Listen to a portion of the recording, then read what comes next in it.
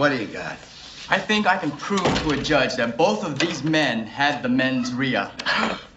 What the hell is a mens rea? It's a legal term the lawyers use. It just means the intention to commit a crime. Okay, come on, let's go. Mens rea? Put the cuffs on him. How could we have gotten mens rea? We take blood? Can you do it without taking blood? We both use condoms. How is this possible? I want to see a doctor. Can I have an independent blood test? Hey, money! I feel sick. What are you doing? Mens rea! Oh! Oh! My God! Mayday, mayday. Hello, can you hear us? Can you hear us? Can you... Over. We are sinking. We are sinking. Hello? This is the German Coast Guard. We are sinking. We're sinking. What are you thinking about? Hey, everybody. Good morning, good afternoon, good evening. It's me, Legal Vices, and you're on my channel that I like to call Legal Vices. How are we doing? It's me, and it's you, and we're all here, and we are here for Johnny Depp. So whoever you are, whatever you're doing, wherever you're doing it at, however many times you're going to do it, however good it feels, and why you're doing it in the first place, I'm just glad you're doing it here with me. And tonight, my guest slash co-host of our little thing we call dramatic reading of Debbie Depp. Yeah, let's try that again. Johnny Depp and Amber Heard sidebars. We're going to read them all. We'll be talking a little bit about today here, but first, as always, we got to get through the cocktail of the day. This is a new one I haven't tried before. It sounded really interesting, so we're going to give it a bit of a crack. It's called Courting Two Sisters cocktail. It's Courting Two Sisters, and it involves two kinds of vermouth. So, what you want to do? Okay, let's do this officially. Right. Okay, everybody, today's cocktail of the day is Courting Two Sisters. First, you want to take 1.5 ounces of a good red vermouth. Pour it into a mixing glass with ice. And then you want to take a good dry white vermouth. I don't like white vermouth so much, so I like to use Lillet Blanc is a replacement for that. So pour that in. Boom. Add that to your ice-filled mixer, and then to top it off, you want to add 1/4 ounce of real absinthe. 1/4 ounce is all you're going to need. Otherwise, it's going to completely destroy the flavor profile. So dump that in. Once that's taken care of, take your mixing glass with your ice, mix it up, give it a good little 30 seconds, 15, 20 second spin so that it gets all the flavors mixed and it chills. And then when you're done mixing this, pour it off into a coupe glass, just like that. And there is your Courting Two Sisters cocktail.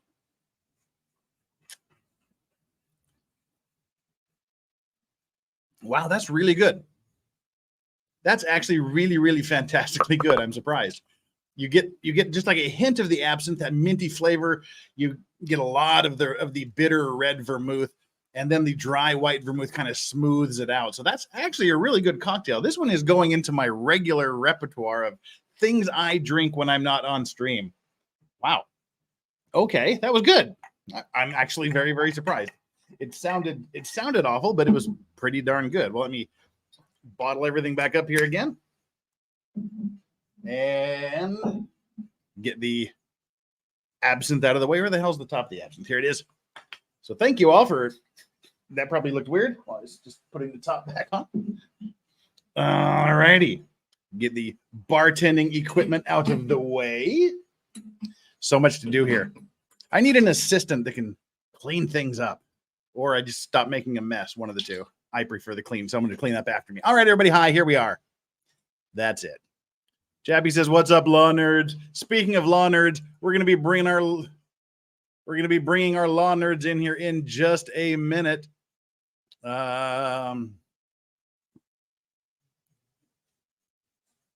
Wait, Rock asked a question. What did Rock ask?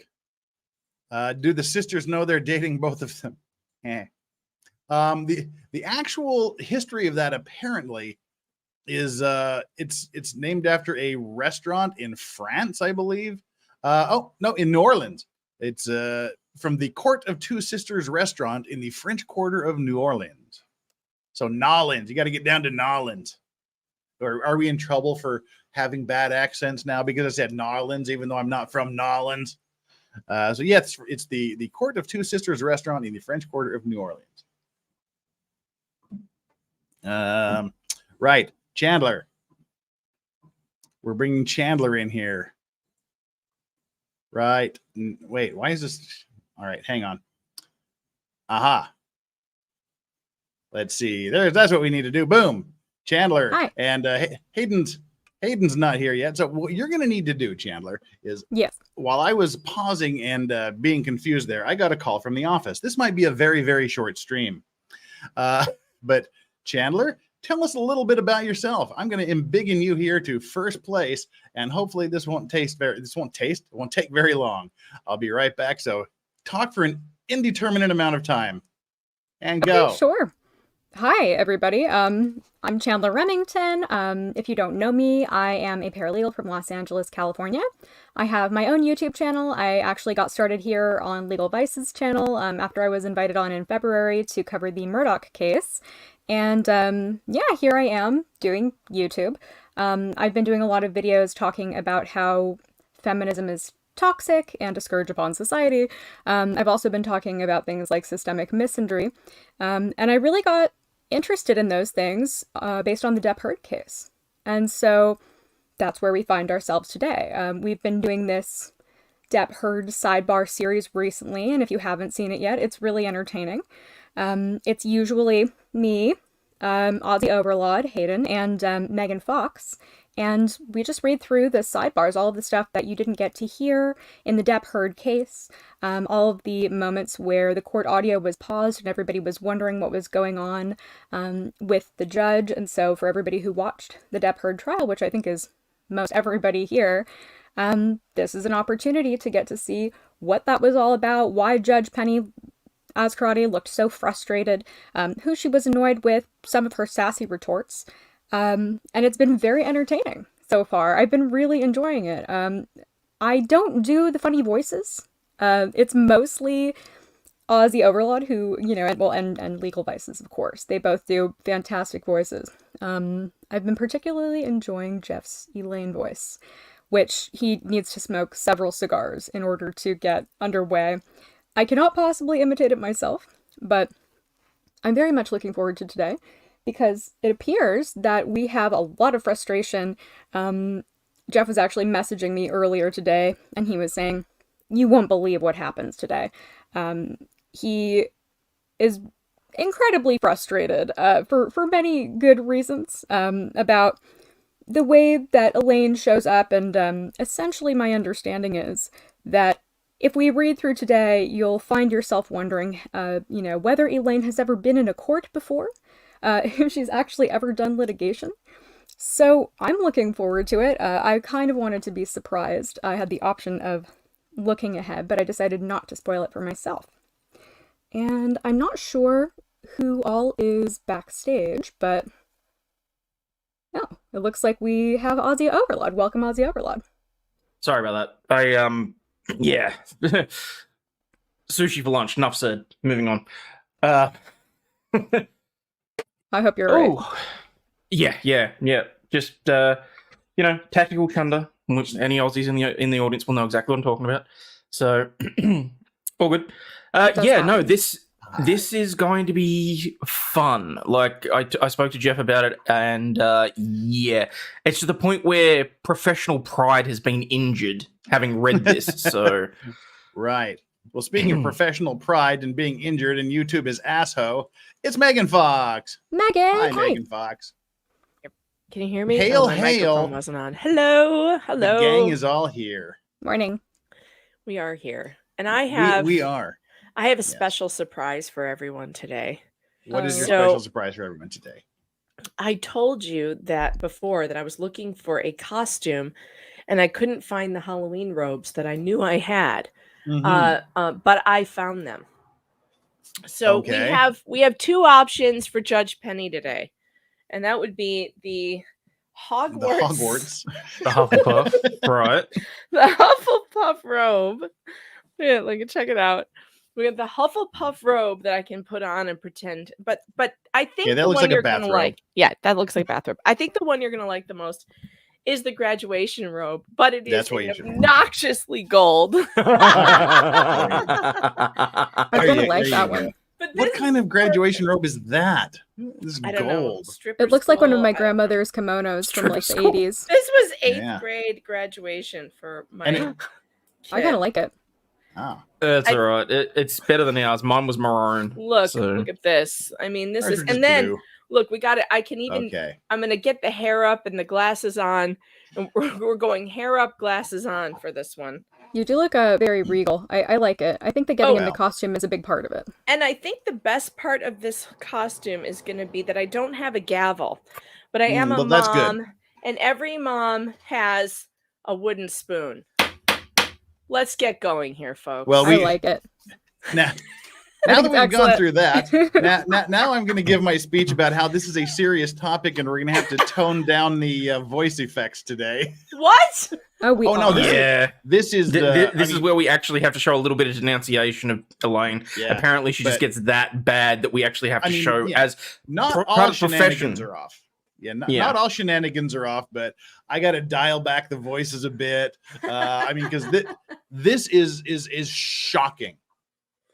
This is what people were warning us about. I know Flux mentioned it. Other people mentioned just wait till it gets near the state's case, and you'll see. I mean, you'll see a completely different side of Elaine. That comes today. Would I this was be the reading day through she was this. crying in the bathroom? If not, it should be. Oh boy. But I mean, that was. I mean, I get why Amber Heard would yell at her, and now I'm like Team Amber for crucifying Elaine. This You're is Team bad. Amber. That's a Yes, bold for statement, Jeff. crucifying Elaine. Wow. Oh, I'm not boy. going to defend it. I defended Elaine at that day, and I'm not defending her now. Every No, bit of criticism it's she's ever quite gotten, she ironic that we deserves. have to be. Yeah. See, now I'm very curious. See, on this side of the screen, we don't know what's going on. On that side of the Yeah. screen, you guys, you know what's it. So I'm ready. Yeah, and I mean, just basically, here's my position going into it, having read the next 3 days sidebar. Unless you show me photographic proof, some sort of evidentiary filing that has her listed as lead counsel in any case that's ever been to court, there's no way I will take your word for it that she's ever been a lawyer in a courtroom anywhere ever before for a trial.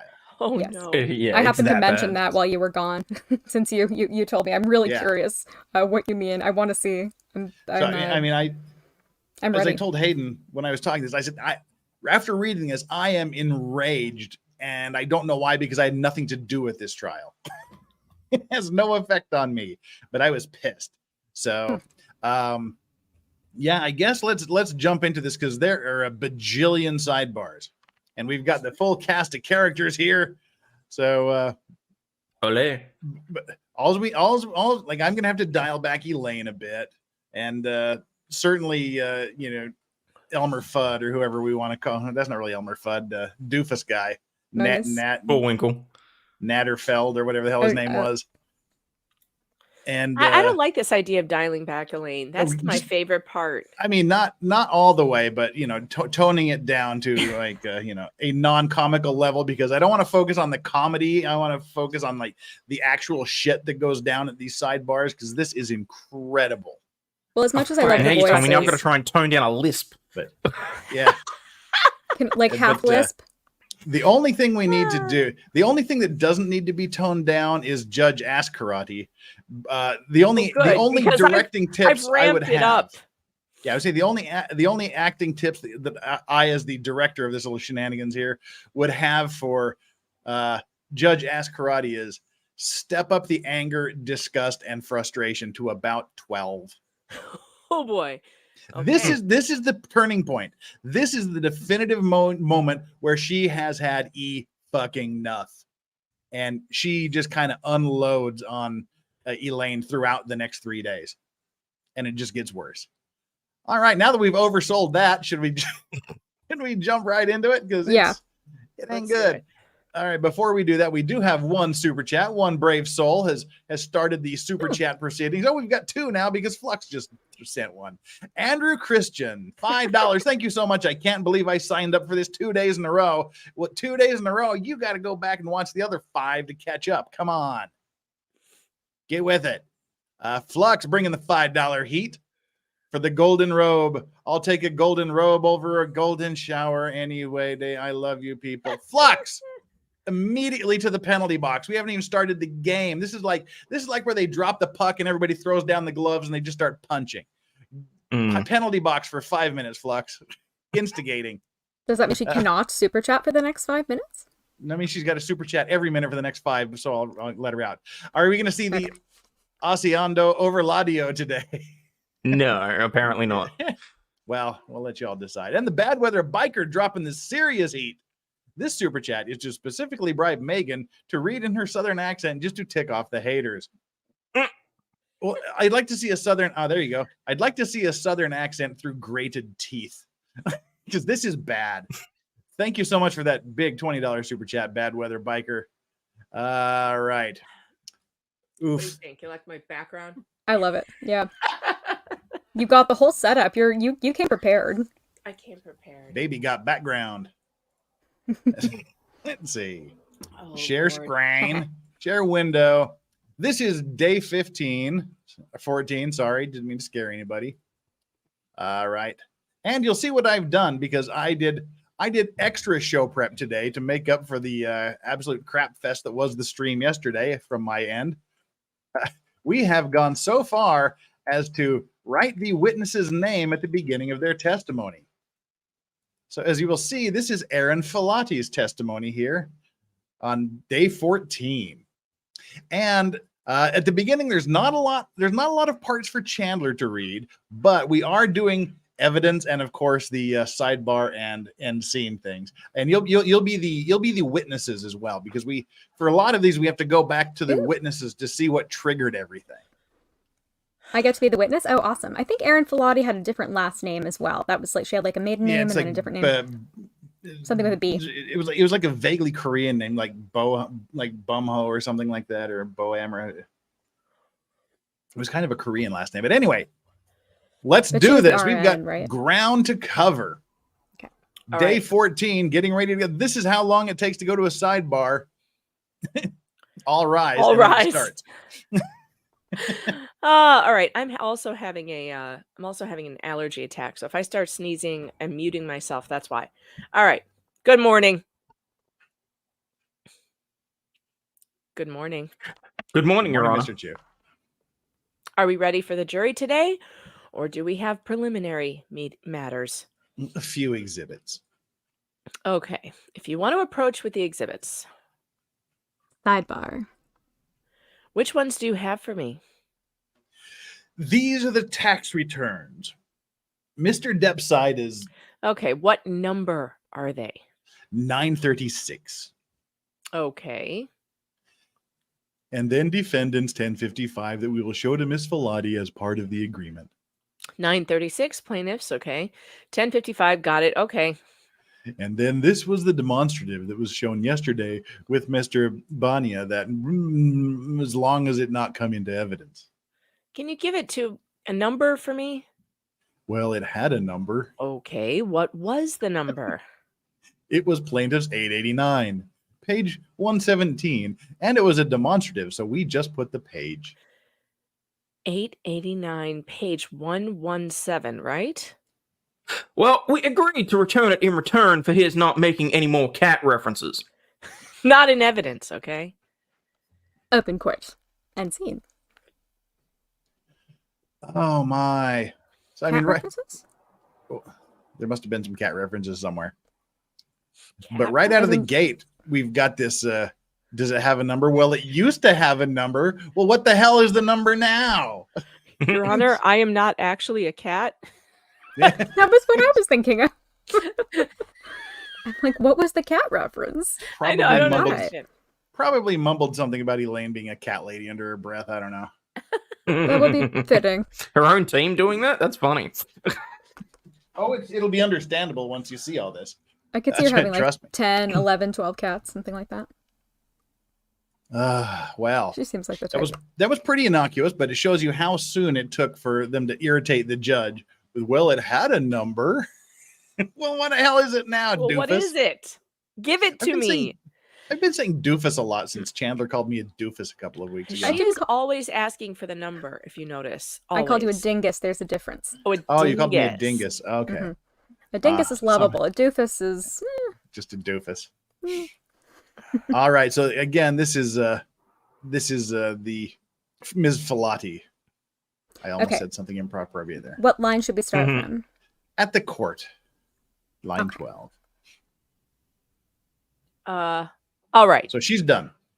Oh, and ladies and gentlemen, this is a break between witnesses, and then we've got something special coming up next. So sorry to cut you off there. Go ahead, Judge. All right. Thank you. Before the next witness, could I have a counsel approach on plaintiff's 46? Sidebar. Okay. As far as the dueling, now there was testimony I did have at the beginning of this note, and it goes up to there. There was a testimony, and it didn't direct her to that note. And also, this note directed to this part. It seems like in these notes that you've been redacting a whole note if it's not identifying, but letting the whole note go in if it is identified. Is that correct? Yes. That's basically been it. Based on your, well, that's fine. So plaintiff's redaction's okay. So 46 is in evidence. Thank you, Your Honor. Thank you, Your Honor. All right. Open court. So plaintiff's 46. Oh, wait. Yes, sir, Mr. Dennison. Your next witness. Mr. Dennison. Where the hell did we wind up? Line 16. Oh. Plaintiff called Michael Spindler. Okay, Michael Spindler is now on the stand. Not so many sidebars during Mr. Spindler's testimony. Let's see if we have to back up a little bit here. So start with line 14, court. After you honk your schnoz. I need to take an allergy pill quickly. I'll do that at the next break. Look at my nose is turning all red. Line 16? 14. All right. Since it's 12:30, you want to just take lunch? Go ahead and let the jurors go to lunch and come back at 1:30? Does that sound okay? Yes, Your Honor. I have one thing I would like to address. It's another motion before we take a lunch break. All right. Do you want to do it now? See how I'm pulling it back just a little bit? Yeah, I'm not going full hard. Yes, if I could. Okay, sure. All right. Sidebar. Can you scooch it over a little bit? There we go. Over. I'm on top. I'm a professional. So, Your Honor, one of the motions in limine, this is, all right, here we go. We're off to the fucking races. So, Your Honor, one of the emotions in limine in this case was the plaintiffs moved for, as we could not say, erectile dysfunction. The expert, Jesus. Dawn Hughes, is the expert we were going to have. She's an expert in intimate partner violence. She's going to testify that there were a number of occasions in which Mr. Depp, because he was unable to perform, became angry. Could you say it again? I'm sorry. Mr. Depp, during those acts of violence, when he was unable to perform, would become angrier at Ms. Heard, would blame her, and that resulted in escalated violence. I've told her she can't use the words erectile dysfunction, but I recognize that we have an issue here. I mean, she's going to testify to that. Amber's going to testify to that. There were occasions because of his drinking and his drugs that he could not perform, and then he would become more angry. Okay. And some of the times he would assault her in a different manner because of it. Your Honor, this was already decided by you in a motion in limine. This is going backwards. You were clear that they are not to introduce any evidence about erectile dysfunction, how that made him more prone to use different objects or to be more... I don't think all of that was argued in it, Your Honor. It was. I will look back at the motion in limine, but I can look back, and then we can do that over lunch and look at it. Oh, okay? Is that okay? Yeah. No. then I'll just tell her what Your Honor rules. I mean, because we've still got some way to segue. I mean, if they can't say it, they still have to get past that to what happened next. Okay. So I don't know how to do that. All right, let me review my order. And then I can let you know right after we get back at 1:30. Is that okay? Yes, yes. Okay, and also Mr. Rottenborn used, on that last witness, Mr. Dennison used part of his graph with the bars. I'm just going to give that a number, okay? I was just going to give it 1804 because that's your next number. And if I could get a copy of it, it's not going to the jury, but it's just for the record, okay? Perfect. All right, thank you. Anything further? Do we continue reading? Open court and scene. Okay. So I was reading ahead of Chandler failed in her duty to say open court. Oh, I apologize. Yes. Yeah. All right, let me get more tissues. I'll be right back. Right. And while you're doing that, we will look at a couple of things here. First, Bella Stella has sent a $10 super sticker. This says #1 fan. Well, that has misery overtones to it, doesn't it? I'm your #1 fan. But also, Bella Stella sent another super thanks earlier today to the post that I released about an hour ago. So thank you for the super sticker as well as the super thanks that you gave a little earlier this evening. It's absolutely just deeply, deeply appreciated. And we've lost our judge and we've lost our Chandler. So I guess we'll just kind of stall here until they get back. So she really, really wants to bring up his erectile dysfunction. Yeah. Which is a hit below the belt, but just so to speak. Yeah. I mean, there was already a very clear motion about this, and she's already flagging to the judge that she doesn't know how to do her job. Because she's already saying, because we still have to get to the essay beyond this, I don't know how to do that without bringing up the ED, because I don't know how to get him into the bedroom. Phrasing, I know, but move on. I don't know how to put him in the position so that we can discuss it. Yeah. A good lawyer would know how to do that. Yeah. Well, exactly. And I mean, that's something that, I mean, it's, the judge says you can't do this. You have to immediately think on your feet and find a new strategy. She needs to get from point A to point C. And she's like, but we need to talk about his limp dick, or else I just don't know how to get to C.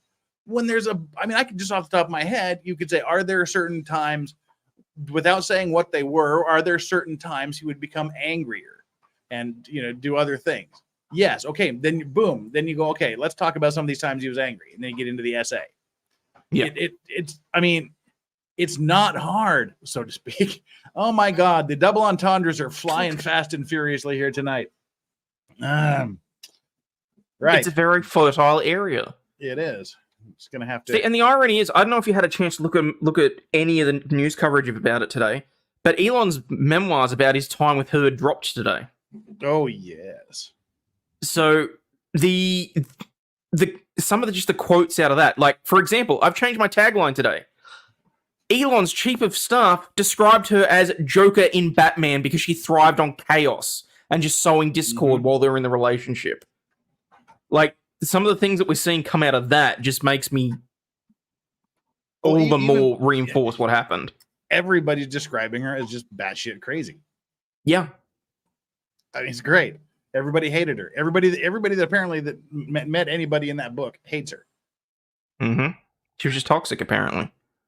And as we go through the evening, you're going to see, this is how you segue from point A to point C. You're going to see Judge Azkarate hate her more and more and more as the evening goes on, or my evening and your morning probably goes on.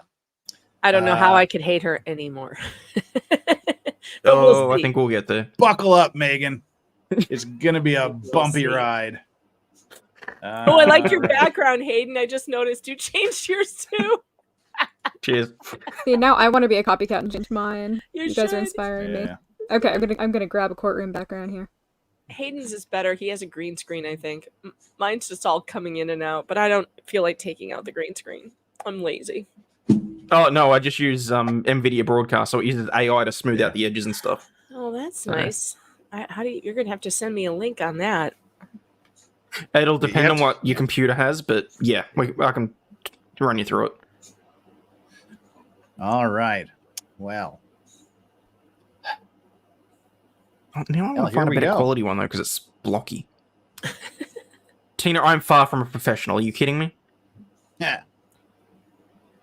All right. Well, they came back. They went to lunch. They came back from lunch, and it took them about 6 seconds to get to the next sidebar. Oh, God. All rise again. All rise. Please be seated and it starts. So, Chandler, you get to be the bailiff here for a second.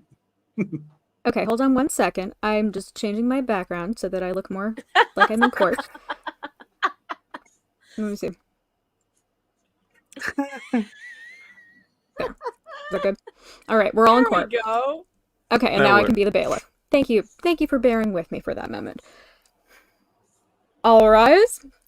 Please be seated and come to order. Again. Oh, fuck me. Okay. All right, thank you. Yeah, so you have another exhibit. Perfect. Thank you. All right, that's 1804. All right, thank you. Demonstrative. And do you want to approach on the other issue? Sidebar.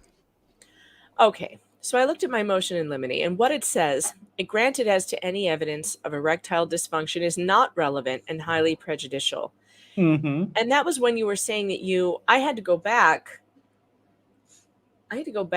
and listen to, you were saying that your expert was going to testify that erectile dysfunction condition was more, expert was saying that it would make more probable that Mr. Depp would be angry or agitated in encounters with Amber Heard. So I granted that. But now you're saying something different. Yeah, this is when she will be testifying that when they were intimate in the act of that he would try to, and he would be unable to perform, and he would get angry with her for that, and then blame her, and then the violence would escalate. And on occasion, it would cause him to engage in hypersexual, and Amber will testify to that as well. So you're saying specific acts, not that it was not that it was right. In her expert opinion, that's more probable or anything like that. That's not what she's testifying to. Right. That's what the motion in limine was about. Well, we can do that. She can say he was incontinent. I don't know. I mean, are you saying that she's going to be recounting some of the examples of that Amber Heard told her? Right. So Amber Heard told her one time. That one time. What did you say, Hayden? No, I can see where this is going. Keep going. So okay. Amber Heard told her that one time. A few times. He would be unable to perform. He would get angrier at her. But no erectile dysfunction. The words are not going to be used. Nothing about the medication that I think was the main part of this motion in limine. Right. In fact, Your Honor, we caught yesterday that they didn't take out Cialis, and we took it out. We're trying to be very good about this. Okay, yes, ma'am. Ms. Vasquez.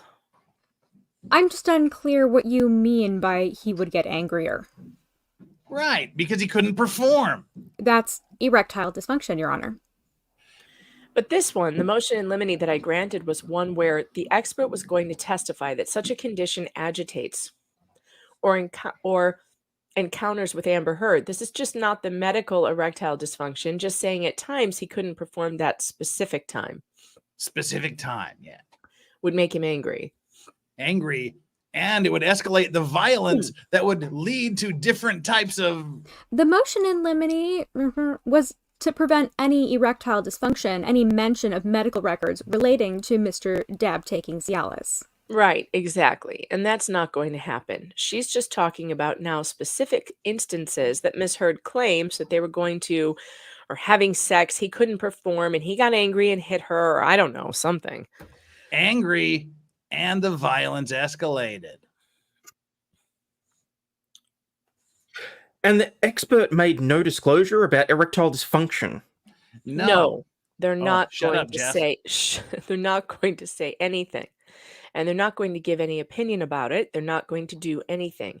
It's just the specific acts that will relate to it, but you're not going to follow up with any questions about erectile dysfunction or anything about that, correct?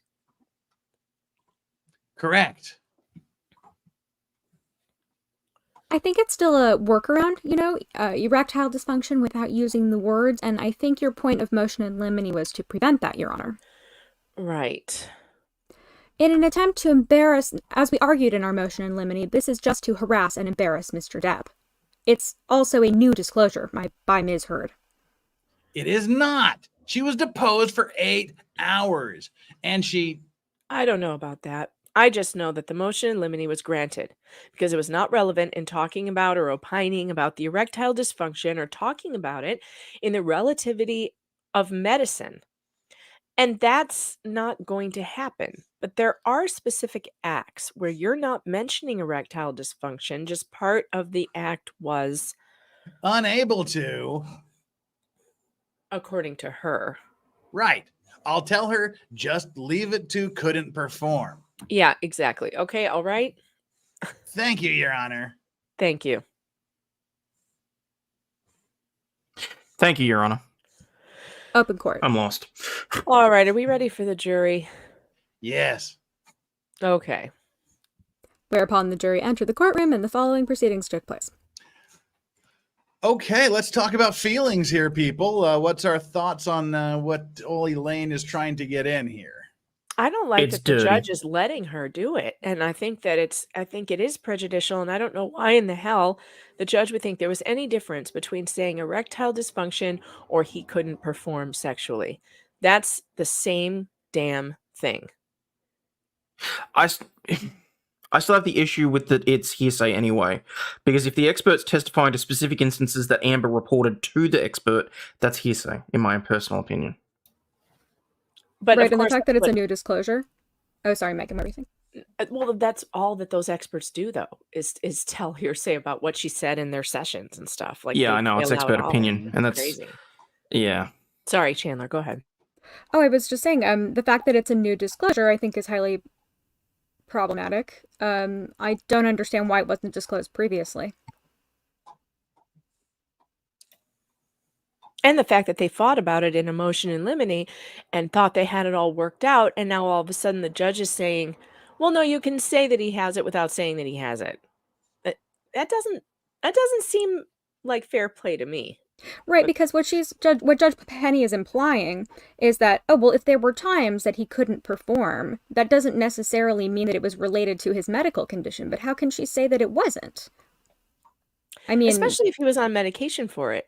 Right. Wouldn't the assumption be that if that happened, it was related to that medical condition and couldn't be disclosed?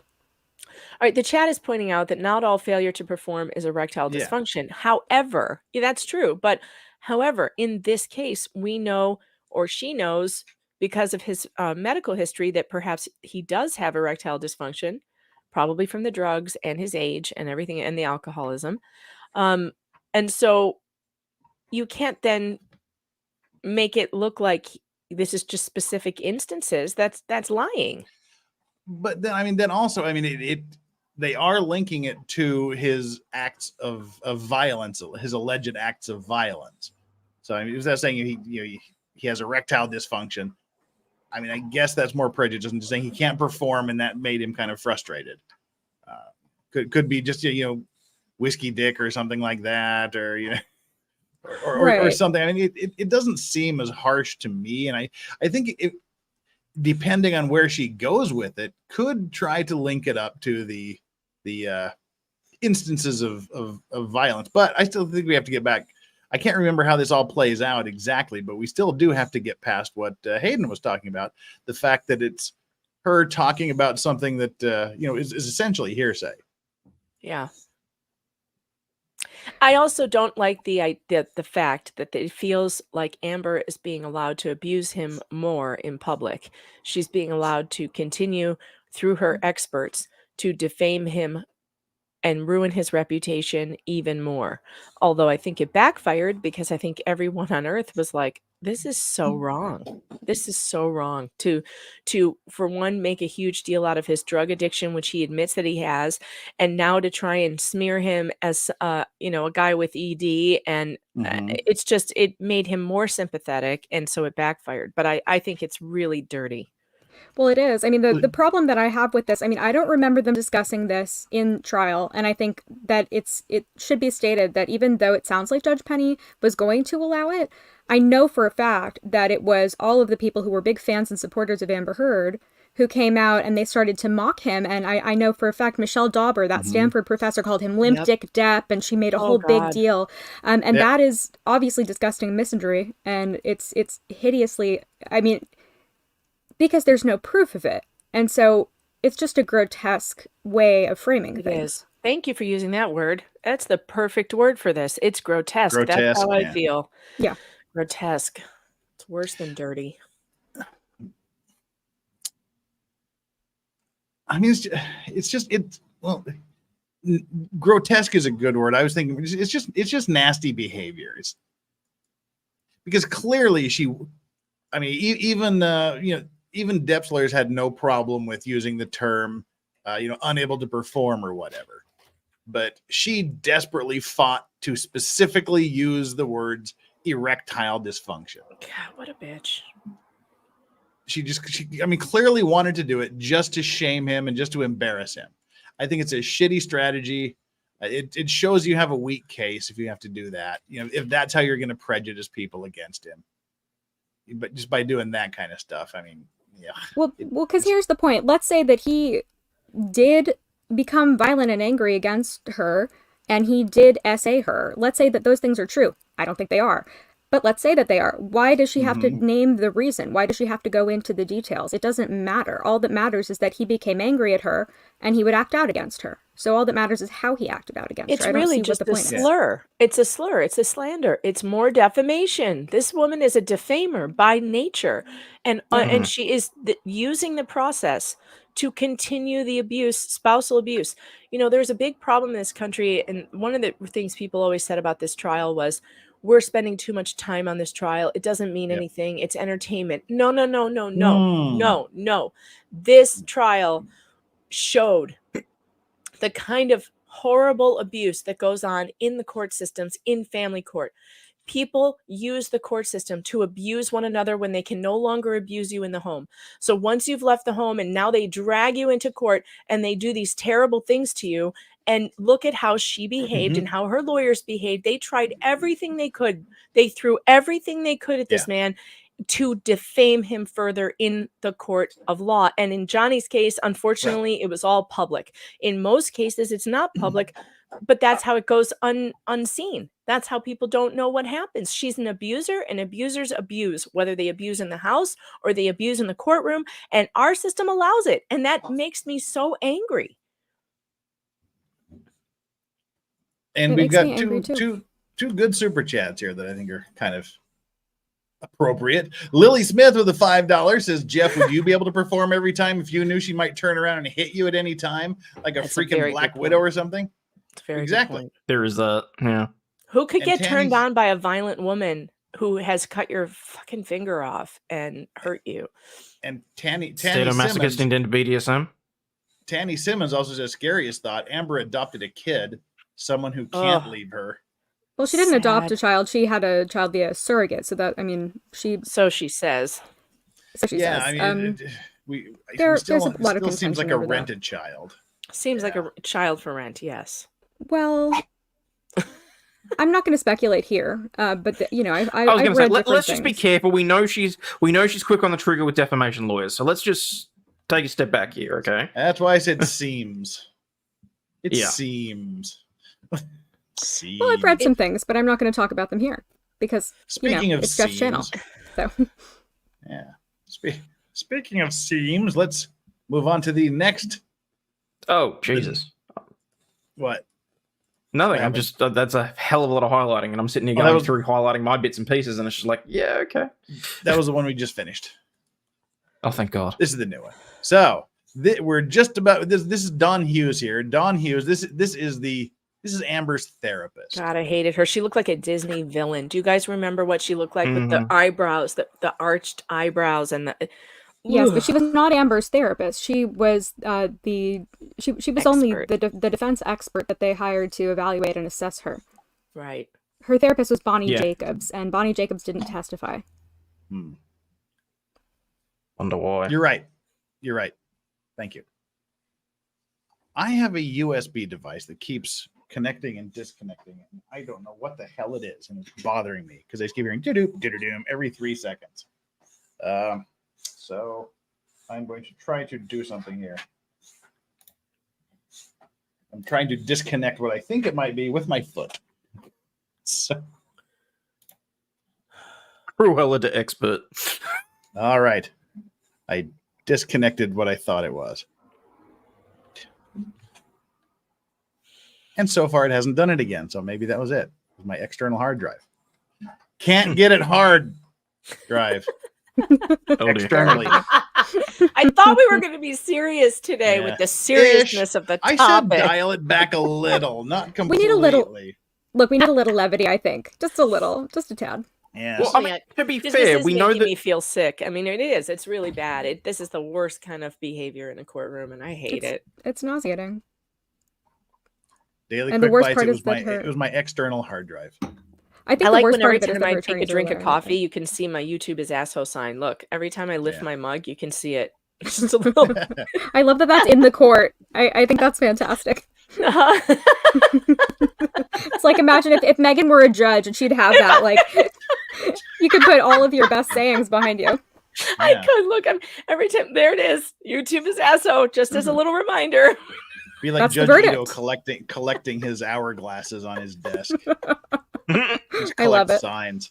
That's really good. We're all in different courtrooms now, so that gives us a. All right, let's get in with Dawn Hughes, the expert. So that's. I have to be Dawn Hughes. That's how we're gonna try to get the hearsay in, because it was a statement made to an expert opinion giver. That's how they're gonna try to get it in. And, who is board certified? We know this from the many arguments. Yes. Mm-hmm. I'm board certified, and that other super hot chick isn't. So listen to me. And speaking of super hot chicks, Tanny Simmons again. What? Tanny Simmons again. Amended. Scariest thought. Amber is a mom. Yeah. Yeah, it's like the Mormon mommy vlogger case I've been following in Utah. Yes. I imagine that Amber is similar to that. These moms with personality disorders and control issues. Let's hope not. Let's really hope not. Yeah, let's hope not. Andrew Christian with the $5 says, it's because of this trial that I figured out my ex-wife's behavior is just like Amber's, and things became a lot more clear for me. JD fan forever. A lot of people recognize borderline personality disorder in their, exes while watching this. Like, holy shit, that's what my ex-wife did to me, Yeah, you did it, bitch. Smunt. Wait a minute. I recognize this pattern. Yeah, that's it was a good it wasn't entertainment. It was educational for the public, is what this trial really was. It was educational about domestic abuse. And about but I think most people started watching it for the entertainment, and then it became serious. Yeah. Well, for every man who was able to leave, for every man who's able to leave an abusive partner while watching this and observing that, really well worth it, in my opinion. I will never forget how many emails I got from men saying they had never told anyone else anything about the abuse they suffered. They never said a word to anybody. They just walked away from it. But this is what happened to them. And they would tell me their story. And I had so many of these. One man was homeless because of it for a couple of years. I mean, the things that men go through when they're suffering with domestic violence, and no one cares. No one believes them. If they say anything, they don't get believed. The one man who was made homeless was arrested for the abuse that she was doing to him. Yep. Wow. It's sick. It's a real problem. And it is. Lily Smith says, did you guys read about Elon's book? Yeah, we just talked about that just a few minutes ago. Apparently everybody that ever met her hates her. She's What? Elon, what book? What? Elon's biography. Yeah, it dropped today. That's what I was talking about. There's been news articles about it for like the last however many hours. Seeing the pattern that what she was like with him compared to what she was like with Johnny. I mean, if Elon had testified, oh my god, the trial would have been over so much faster. Did he write about her? Yeah. What did he say? I think my favorite thing was there was an instance where she locked herself in a room, started yelling that she was afraid she would be attacked, and that Elon had taken her passport. Oh my god. Meanwhile, the security guy saying, it's in your motherfucking bag and you can leave any goddamn time you want. And I bet she was on the phone with one of her fucking squatter friends as a witness. And that Elon's most recent ex-wife, that's where Ozzy gets his little tagline there from. She said that she was like the Joker in Batman, thriving on chaos. Mm-hmm. Did Elon actually write this book, or was it written? It was the same guy that wrote. No, Steve it's Jobs Walter biography. Isaacson. Did he interview? Like Elon told him this story? Yeah. Yeah, and he interviewed. It's the same guy that wrote Steve Jobs' book. Why didn't he speak out during the trial? Why didn't he tell people what happened to him? He was walking around with her with a black eye. Probably because he knew the book would drop eventually, and he wanted to make as much money out of it as possible. Wow. Well, let's get on with Don Hughes here. Okay. I think where we. We're caught up with things. Chat, you guys rock. Megan Fox, it's all over Twitter.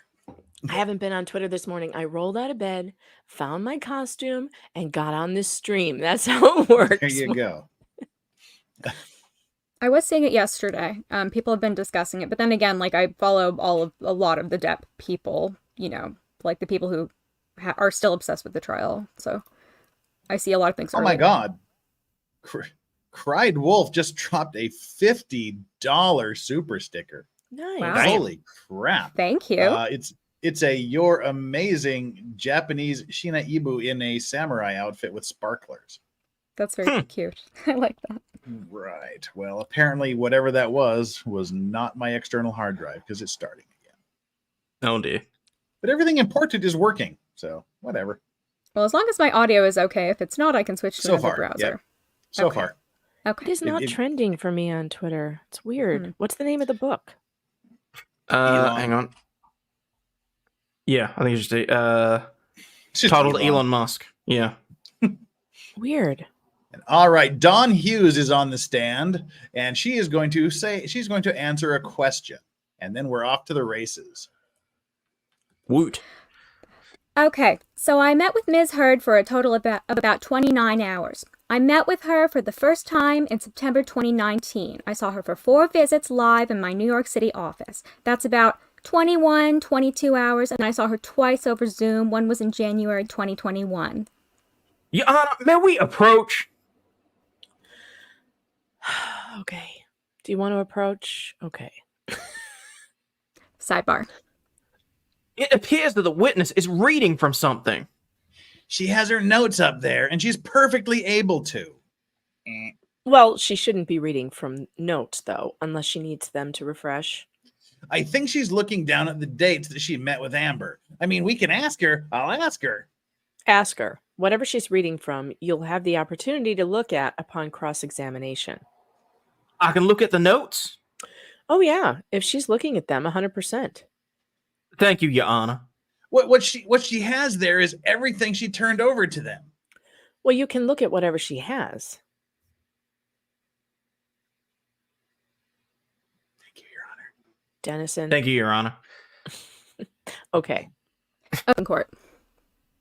And scene.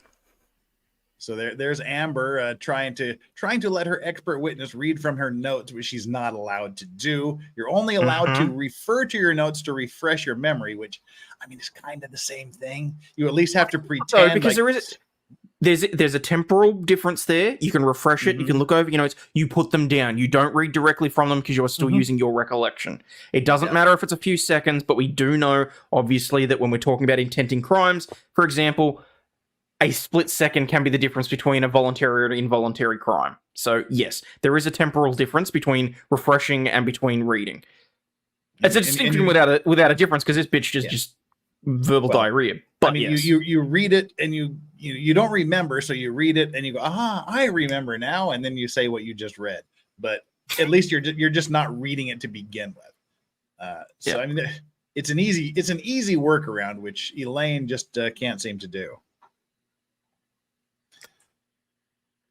Sidebar. No, is that the right sidebar? Okay, yep, it is. All right. I skipped ahead there. All right, here we go. It's a 4-pager. Go ahead, Chandler. All right. It is a 4-page. Objection, Your Honor. All right. You want to approach? Sidebar. She can't keep reviewing everything on the stand like this. Now she has 4 pages of documents she's going to read from. The list of documents were attached to the... Yeah, I understand. But when you're testifying, I mean, if she needs notes to refresh her memory, that's one thing, but you're not supposed to testify with everything in front of you, correct? Well, I understand. Most of the time, I do have experts who consult their notes. You'll notice some of their experts say, well, I don't have it. I can't remember. Because we put our experts on the appropriate way and ask them what their recollection is and put the testimony in through expert rather than what they just read. I don't agree. I think they're all able to consult their notes. You're supposed to testify from your memory, testify from your conclusion. Oh, you skipped a snotty part. Line 5. Oh, wait, I did? Oh, I'm sorry. You pissed, keep moving it. Okay. Because it's called scrolling up so we can all read it. I'm sorry. What rule is that they can do that? Consult notes. Experts can consult notes? I'm not aware of any rule that says they can't consult their notes. You're supposed to testify from your memory. Testify from your conclusion. Expert witnesses? I mean, I don't think that's correct, Your Honor. I mean, if you want, we can take a break and we can research it, but I've never... No, I mean, I assume she has a report or something. She did an expert designation. She did 4 expert designations. Are we going to read all 4 of them into the record? I mean, shouldn't she testify here? She couldn't read them into the record. She shouldn't read them into the record. I asked her what she reviewed. She got a list that she's updated constantly, and so they have exactly what she's reading from. It's 4 pages long. Okay. She's not going to be able to say it from memory. In fact, I think she's just going to say it's 4 pages long, but I'll just give you some highlights. Not reading anything, though. Not supposed to be sitting here reading anything. She can testify. If it refreshes her memory by looking at, that's fine. She can look at it afterwards. But someone reading from things, does that make sense? You know, I guess I mean, I've had experts quite often, consult notes. Consulting notes is fine, but she's reading from them right now. Cannot have reading. If she needs to consult her notes, that's fine. Does that make sense? Your Honor, may I suggest with respect to this that we actually have a direct inquiry of this witness where we ask her what she remembered? No, I'm not going there. You have a chance to cross-examination, okay? You can see anything she looks at, he gets to see. But I don't want her reading from anything. Excuse me? I don't want her reading from anything. And the principal, Your Honor, if we're going to read from this... I just said she's not reading from anything. Get it? Okay, perfect. Thank you. Okay. Holy shit, Elaine. Wow. So do you get the sense the judge is now officially on her last nerve? Did you see my face? Oh my god. Wow. I don't know I've any never heard of any rule that says they can't. Oh my god. I mean, there's so much to unpack in this one thing here. How stupid can one person be? Did she you're take supposed the to bar? testify. Did she pass Did she go to law school? Chandler, you sweet summer child. We're just getting started here. She's telling on herself too that she does this all the time, and there are judges who are clearly allowing it. She has no clue that her witnesses are not supposed to read from notes. So she has instructed her witnesses to read from the notes because other judges clearly let her do it. Well, Megan, she hasn't been in a courtroom for 20 years. She never works with judges. She's always in depositions. That's her entire experience. She hadn't been in a courtroom since 2002 before this trial. That was the last time she was in a court. Oh, wait. So you know this? Yes. Oh, you're withholding information from I told you. I mentioned this several days ago.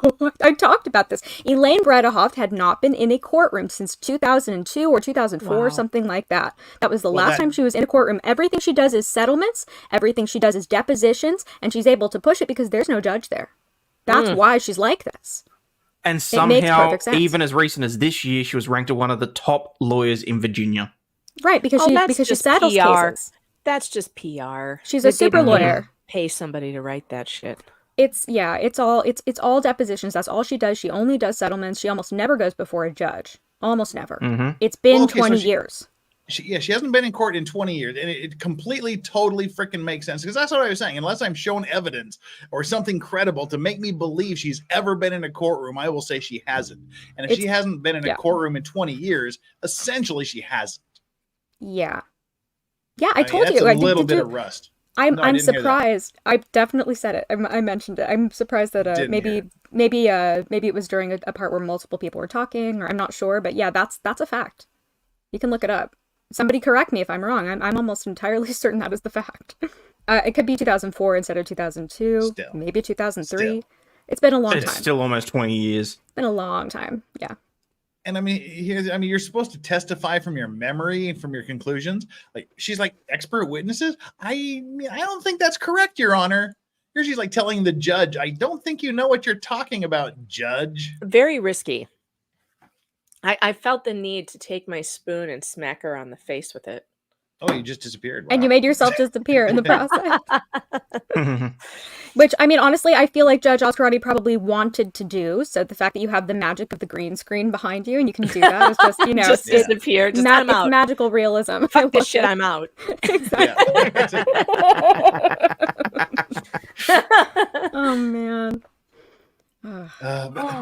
And she's even getting she's getting a little bit testy with Mr. Dennison. I mean, yeah. I just said she's not reading from anything. Get it? This is where she's officially at the very end of her last nerve. Yeah. But we do have a little bit to finish up here. And it gets worse, you say? Oh, we're just getting started. By Ms. Bredehoft. Dr. Hughes. Dr. Hughes. When she did that. That's my name. Don't wear it out. I don't know why I keep saying that. My apologies. I think it's the confusion of having her in the courtroom. Nah, it's probably she's just stupid. But I just love that she calls her Dr. Curry. Oh, what an insult. She recognized the better expert and was hoping she'd be on his side, but no. I think it'd be a bigger insult if you called Dr. Curry Dr. Hughes. If I was Dr. Curry and somebody called me Dr. Hughes, I'd be highly insulted. To call Dr. Hughes Dr. Curry, that's a huge compliment. It's just not correct. That's horribly insulting to Hughes, because that's your own person that called you and paid you, telling you that someone else is living in her head rent-free. Yeah, rent-free. I was just going to say that. I was going to say, I think it's an indication that Dr. Curry is really worrying Elaine, and she's on her Hughes mind. Is very forgettable, even though she's sitting directly in front of her. Mm-hmm. Mind you, Hughes, if anyone would have called you Dr. Spiegel, you're filing for defamation. So, yeah, that's come on, that was funny. That is true. Oh, I forgot that his name is Spiegel. I always think of him as Dr. Doofenshmirtz because everybody do that comparison. Well, I just feel sorry for the other Dr. Spiegel. Oh yeah, the Schmiegel. Oh my god. The one, not me. I'm not that Dr. Spiegel. Dr. Spiegel. Yeah, I'm not that Dr. Spiegel. Like, because for anyone that doesn't know, there's two Dr. Spiegels that work in the same area. The other one got review bombed to hell and back and had nothing to do with the trial. Oh no. Yeah, that poor bastard. And the one who was in the trial then wrote an op-ed about how he was getting death threats, and when he went to describe Newsweek. When he went to describe the death threats, it was one letter that he got, and it wasn't a death threat. It was one letter criticizing him for his behavior in court. And he was like, good thing I've got Rottweilers. Yeah, one letter and a couple of emails. It's like, man, sir, would you like to see my inbox? Because I put mine up against yours any day. Oh, for real. Like, grow a backbone. I mean, I'm sorry, but you're called to testify as an expert, and you call the plaintiff an idiot in your deposition. in your deposition. He also How tried to stupid say, can you be? He also tried to say that he knew Johnny Depp through watching his characters in movies. Like, come on. Come on. And then he could evaluate that he was a narcissist, and then he plugged his book also. Remember that part? He was like, "Oh yeah, no, you should buy my book." I'm like, dude, are you for real? Seriously? They had a really bad eye for experts on Amber's team. They chose the worst people they could possibly choose. They chose people like themselves. Mm-hmm. Angry, bitter, nasty-hearted people. Yep. That's who they chose. And speaking of making choices, it's doggo cam time. Oh. Woof. But it's strawberry close and personal. I have such a jury-rigged system here. Oh, there she is. Hi, sweetheart. She can't hear This me, is- but she's so cute. Oh, she's very proud of herself. Look at her. Right. Yeah, that's this is such this is my norm. Maybe this normal cam is the one that's causing the problems, but I don't know. I don't think so. She's totally posing again. I love it when she does this. She knows people are watching her, and that everybody thinks she's adorable. I can tell. It's just, she knows. I don't know how she knows. Yeah, she's very smart. Does she have her butt on the bed and her feet on the floor? I love it when they do that. No, she's just like right on the edge. Oh, I have a cat that does that all the time. It's really funny. Yeah. All right. Well, this is just insane. And like I said, now is when it starts to get bad. And this was all because Cried Wolf gave that super sticker just a bit ago. All right. Been there, done that with a $5 super chat. Says, I start my new job on Monday. Any advice for my first day on the job? Don't be late. Don't take a bottle of Maker's Mark with you. Be nice to people. I don't know. Learn people's names fast. Coffee run. Yeah. Listen to Chandler. Don't be like me. There's people in my office that have been there 6 months and they don't know it. That's classy. That's $5. Ben there. Oh, we Lily Smith also with $5. Thank you, by the way, Ben there, done that. Lily Smith, Chandler, you're doing a good voice. I still want to hear your southern drawl that I didn't get to hear yesterday. Do that one for me, please. You want me to do a southern drawl right now? Yeah, just for no reason. Yeah, just go ahead. Oh gosh. Perform, monkey. Okay, the only thing I can think of, so when I was a kid, I did some voiceover work for a Disney animated toy, and it was for Thumper from the movie Bambi, who went, I'm thumping, that's why they call me Thumper, and that's the only thing I know how to say. So, that's awesome. Wait, no, you don't just get to gloss over that. You did what now? Yeah. Oh, I can do another one. I think we'll go. Like my daddy always said, if you can't say something nice, don't say nothing at all. Okay, I'm done. Yes, I did a little toy rabbit, voiceover. It never really went to market, but just a random thing that I did. It was fun when I was like 8. So just like that one little piggy never went to market. I hope people enjoyed that. It's too early. If you gave me a script, I'd be happy to read some Murdoch stuff. But I think Megan's better at that, so I'm going to leave it to her. Well, you get to be Ms. Hughes here again. Oh God, okay. I really hate it, but I'll do it. And you mentioned the name Dr. Bonnie Jacobs. Please tell the jury who Dr. Bonnie Jacobs is. So Dr. Bonnie Jacobs was Ms. Heard's therapist. May I refresh my recollection with my notes, Your Honor? She's allowed. I'm sorry, what? If you'd like Answering me to on tell behalf the of the dates. judge is not a good idea. Wait, well, hang on, Ozzy. Don't spoil it there. Okay, let's start again with the witness. If you'd like me to tell the dates. No, start with line 11. Sorry. Oh, okay. May I refresh my recollection with my notes, Your Honor? She's allowed. If you'd like me to tell the dates. She's asking me a question. You're right, Your Honor. May I? May I? Yes, you may consult. No, that's me. Oh, sorry. Yes, you may consult your notes. Yes. Oh my God. Objection, Your Honor. Oh my God, that's you. Can we be heard? That's fine. Sidebar. This has become comical in the notion that she continues to want to just look at what she did as an expert report. If she needs to refresh her recollection, that's fine. She can look at it, and if it refreshes her recollection, she can testify. But I want to be clear. I hope we're clear when we get to the opinions that she's rendered here, that she's not going to read them off a sheet of paper. She's already given her opinions and she didn't read them. Well, those were her, I think what you said, primary opinions. As long as she let the court know she's going to look at them, she let you know. To get the dates.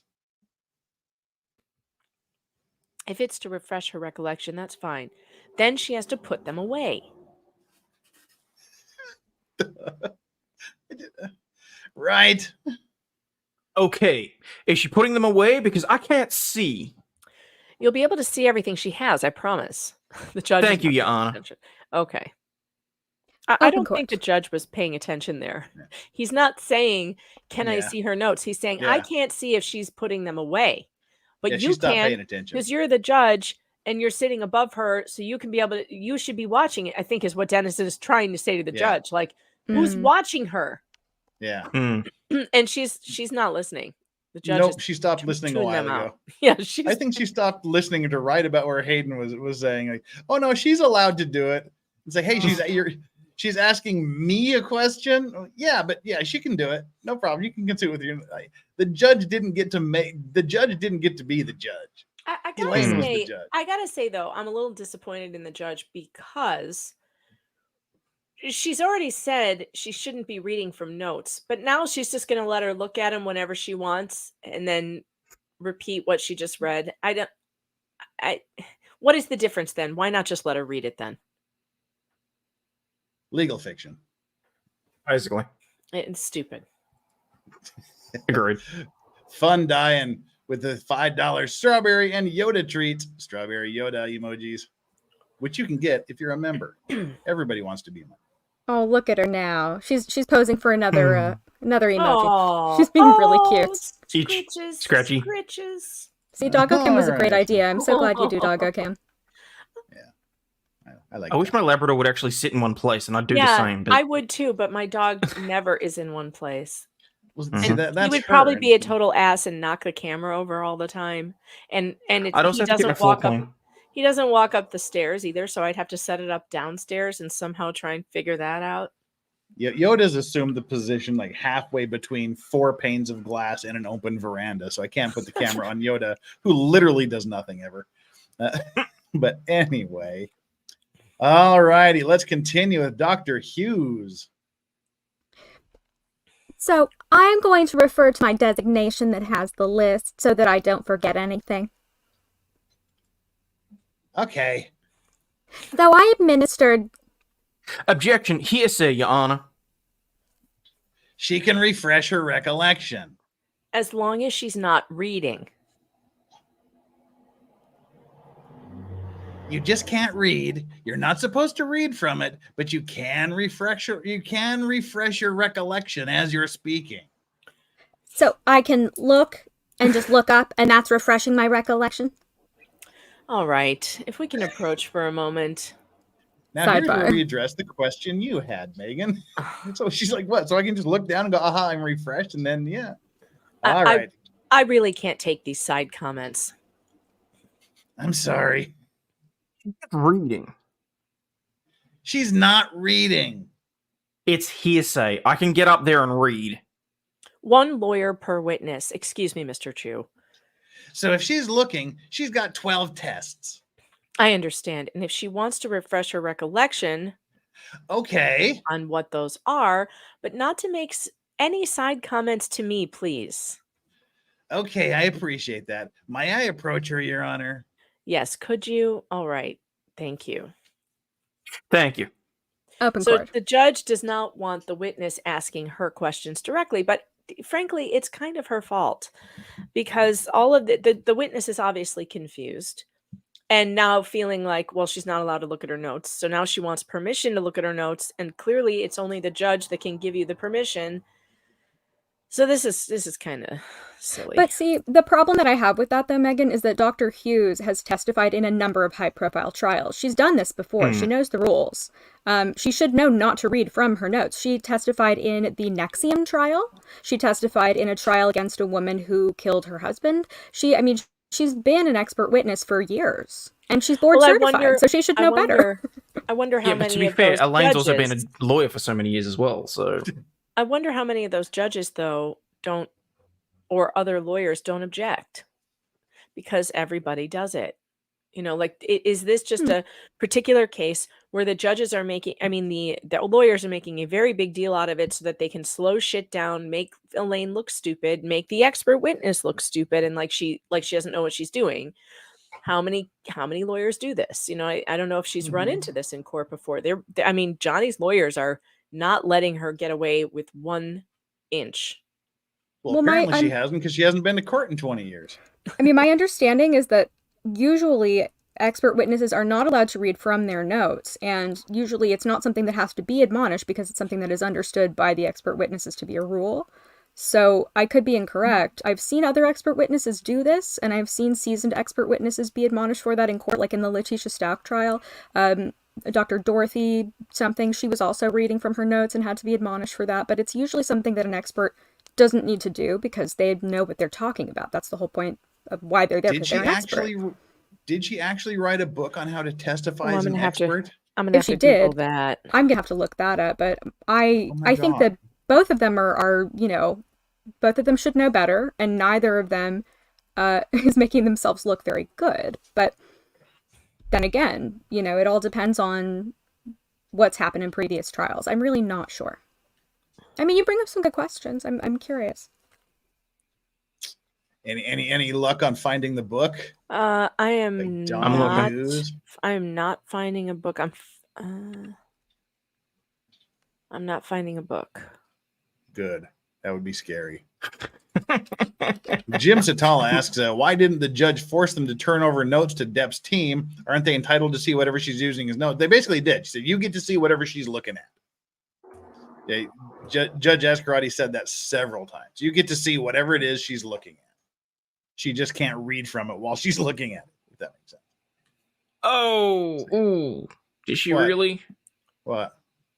Structuring clinical assessment of risk of violence. Handbook of forensic assessment, psychiatric, psychological perspectives. I dare say that will include a paper on being an expert witness. Well, she sucks at it. She's kind of snotty. And the judge isn't putting up with it. She teaches courses on how to testify as an expert. Oh, Lord Jesus. That's true. Oh, Jesus, take the wheel. No. That's funny. No, it's not. It's funny, sad. If you don't laugh, you cry. Yeah. Well, let's get back on with this. We got some more Don Hughes coming right at you. Now, Dr. Curry testified that one test showed intentional exaggeration in the 98th percentile, meaning that she engaged in extreme levels of exaggeration. Oh, wait a minute. This is cross-examination. Sorry. This must be Dr. Oh, yeah. No, it is? This is Mr. Dennison. No, it's not Mr. Dennison. Who is it? What the hell's going on here? Dennison is objecting. No, it's not Dennison. Oh, no, it's still Elaine. Okay, it's still direct. She's going to try and make that look look bad. Yeah, I was just, there you go. Now, Dr. Curry testified that one test showed intentional exaggeration in the 98th percentile, meaning that she exaggerated in extreme levels of exaggeration. Do you agree with that? No. Why? Because that test, the scale that she's referring to is called ATR. It's the atypical response scale. As I said, that combines rare symptoms and over-endured symptoms. It's very frequently elevated in people who have high levels of distress. And then importantly, on this test specifically, it says do not use the percentile rank. It is in the manual. It's in italices. Because the way that this test was normed, it was normed on people who have trauma. So it's what we call negatively skewed. And that means it falls on the tail end of the continuum. It is not a normal curve where we would normally think of how a percentile would work. So you would not use the percentile range on this test. Objection, Your Honor. May we approach? Do you want to approach? Yes, please. Okay. Sidebar. Not one bit of that is her expert disclosure. I think she's countering what was on your case, so it doesn't have to be an expert disclosure, okay? All right. That was disclosed in Dr. Curry's disclosure. She's just rebutting Dr. Curry. Thank you. Open court. I like Chandler's little New York accent there for Hughes. It's working really well, Chandler. I'm Doing imitating a my great grandmother. job. Thank you. She always used to say because. And so I had to teach myself. That's how she talks. Yeah, that's how she sounds. I'm trying, thank you. I'm glad it's working. Oh yes, this is. I think this is the long lecture on hearsay that I was dreading. This I believe this is the next bit. If not, it's coming shortly thereafter. Elaine clearly demonstrates that she has no concept. Jeff changed his background. I just noticed. That was like an hour ago. I even mentioned that we're all of us are in different courtrooms now. I even mentioned that. I was probably reading Elon's book excerpts. Yeah, we do it. Sorry, that's my ADD. I have a hard time focusing, Jeff. Sorry. Your Honor, there's a trial. Yeah. There's trial at hand.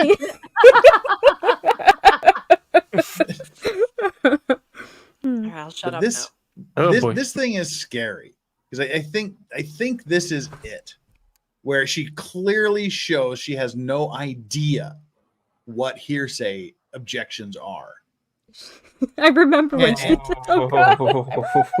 And it's clear that she has just been saying objection hearsay because it's the most common objection, and you really hope, because like all of her objections were hearsay or foundation or relevance. Those are the go-tos. Those are the, oh dear God, I can't think of anything else to say objections. And she went to those. And I believe this is the judge trying to pound it into her skull why hearsay is hearsay and why you can't do it.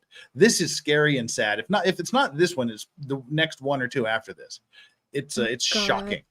Do you remember their proffer? How it was just all hearsay objections? Oh my God. Yeah. Oh, this is fun.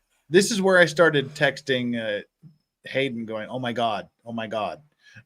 So. Okay, so based on the messages that I got, strap yourselves in, people. Right. Yeah. So let's in. So the diagnosis. Start with line 13. What are you laughing at, Megan? The chat. Brittany Gibbs. I love when Elaine makes herself look even more retarded. Me too, Brittany. Me too. Oh. No. Nope. Damn it, what was cousin Vinny's girlfriend's name? Can't think of what her name in the show was. I'm really just looking things up all the time. Weakens my mind. I don't know, but she was hilarious. My biological clock is ticking like this. She was hilarious. Lisa. Okay, her name was Lisa. Mona Lisa. Mona Lisa was her name. Oh, that's right. Yeah. Right. Are we starting from line 13? We are. Okay. Mona Lisa Vito. Yep. That's it. Right. Yeah. All right. I did not make a personality disorder of Miss Heard. Why not? For a number of reasons. Number one, a personality disorder requires a pervasive pattern in a variety of contexts. Two key words, pervasive pattern, variety of contexts. That means if her emotional instability, her affect dysregulation, or her fear of abandonment is only occurring in the relationship with Mr. Depp, and we don't have evidence of it before, and we don't have evidence of it after, it is not. Objection, Your Honor. All right. Do you want to approach? Sidebar. Again, she doesn't talk about any diagnoses of personality disorder in any of her submissions, in any of her. Okay. She rebutted Dr. Curry's and she said it was PTSD. Right, she said that. But now he's saying she's getting into personality tests, which was not part of her designation. Well, she's gone a little further than saying she did agree with it. She's now talking about what's there before and what's there now. I mean, she started right in. No. She's not saying that there's personality disorders. She's explaining why she didn't testify, why she didn't find. She's explaining personality disorders and explaining the difference between personality disorders and PTSD. But she's saying she didn't find any personality disorders, which means that she tested for it, is what that comes out to mean to me. I mean, well, let me get my notes. Okay, sure. Let's take a pause right there. This is Elaine in the middle of making this argument to the judge, and she literally doesn't know what her own witness is doing. She has to get her notes to see what her witness is actually testifying to. That's not a good look. I think she's trying to figure out whether Dr. Hughes actually tested for personality disorders or did not do that, and she should know that, but she doesn't. Know what she's testifying about. So, okay. I'm getting my spoon ready. Spoon is let me ready. get my notes. You're going to need it. All right, where are we at? Okay, Line sure. 11. All right, sure. Okay. maybe we should just use the witnesses. She's got all of her paperwork. Right. We already did that. So that's okay. Well, actually, I can read. I have 2 packets. I can read. The pretty extensive ones. Right. But she testified under oath that she did not make a personality disorder diagnosis. There's no rebuttal in here about personality disorders. I think she did in the deposition. That's not what she testified to. We'll get to it. Well, and by the way, Dr. Curry didn't put in her report that she diagnosed personality disorders. She testified the stand that she did. I didn't have an objection. I can only deal with the objections I get. All right, here's another good place to pause in this lengthy dialogue. This is her going, you can't do this. Well, Dr. Curry got to do it. Yeah, because you were stupid and didn't object to it, Elaine. You didn't do your job, so fuck off. I'm not going to do your job for you. I'm not going to object on your behalf. Chandler? I'm pretty sure that Dr. Curry did diagnose personality disorders in her report. The problem is that I think that Elaine is too stupid to understand how to read the MMPI assessment. I don't think she read through it properly, but it's in there. But even assuming if it's not, if you don't object, the court doesn't. I mean, it has to be extraordinary for the judge to make for the court to do it themselves. If she had objected at the time, the judge would have looked through the notes and very likely seen it in there, because I'm almost certain that it's in there is the problem. So anyway. And when she doesn't know what her own witness is supposed to be testifying to, she doesn't know what her own witness did. And then it's like, well, anyway, Dr. Curry did it too. Yeah, because you didn't do your job, you incompetent cow. Oh, God. This woman has no idea how... She doesn't know a lot of things. There are very, very few things that I feel like she does know from my experience of watching her.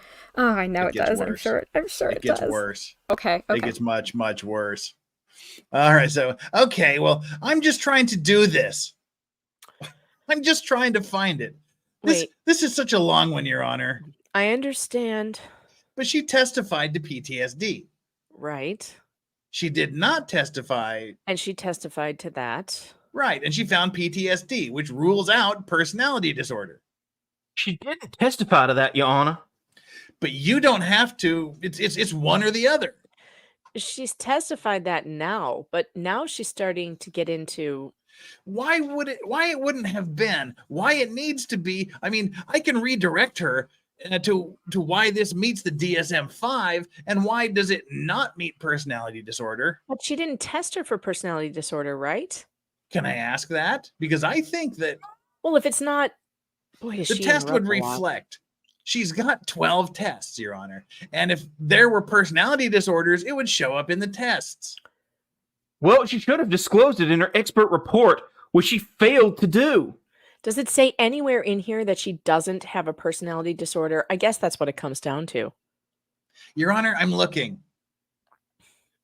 She doesn't know what her own expert witness statement says in it. That's so inexcusable. How does she not know what's in the report? And can I also just clarify really quick that just because you have PTSD doesn't mean that you can't have a personality disorder. You can have both. Mutually exclusive. Where does she come up with that? Of course you can have both. But she doesn't have PTSD, I don't believe.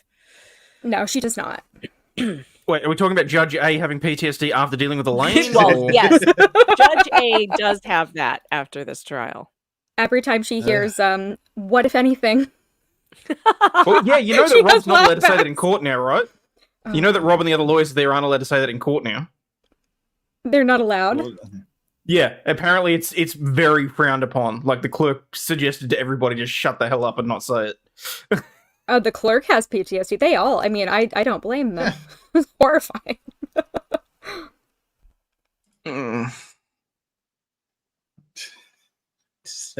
Psychotic.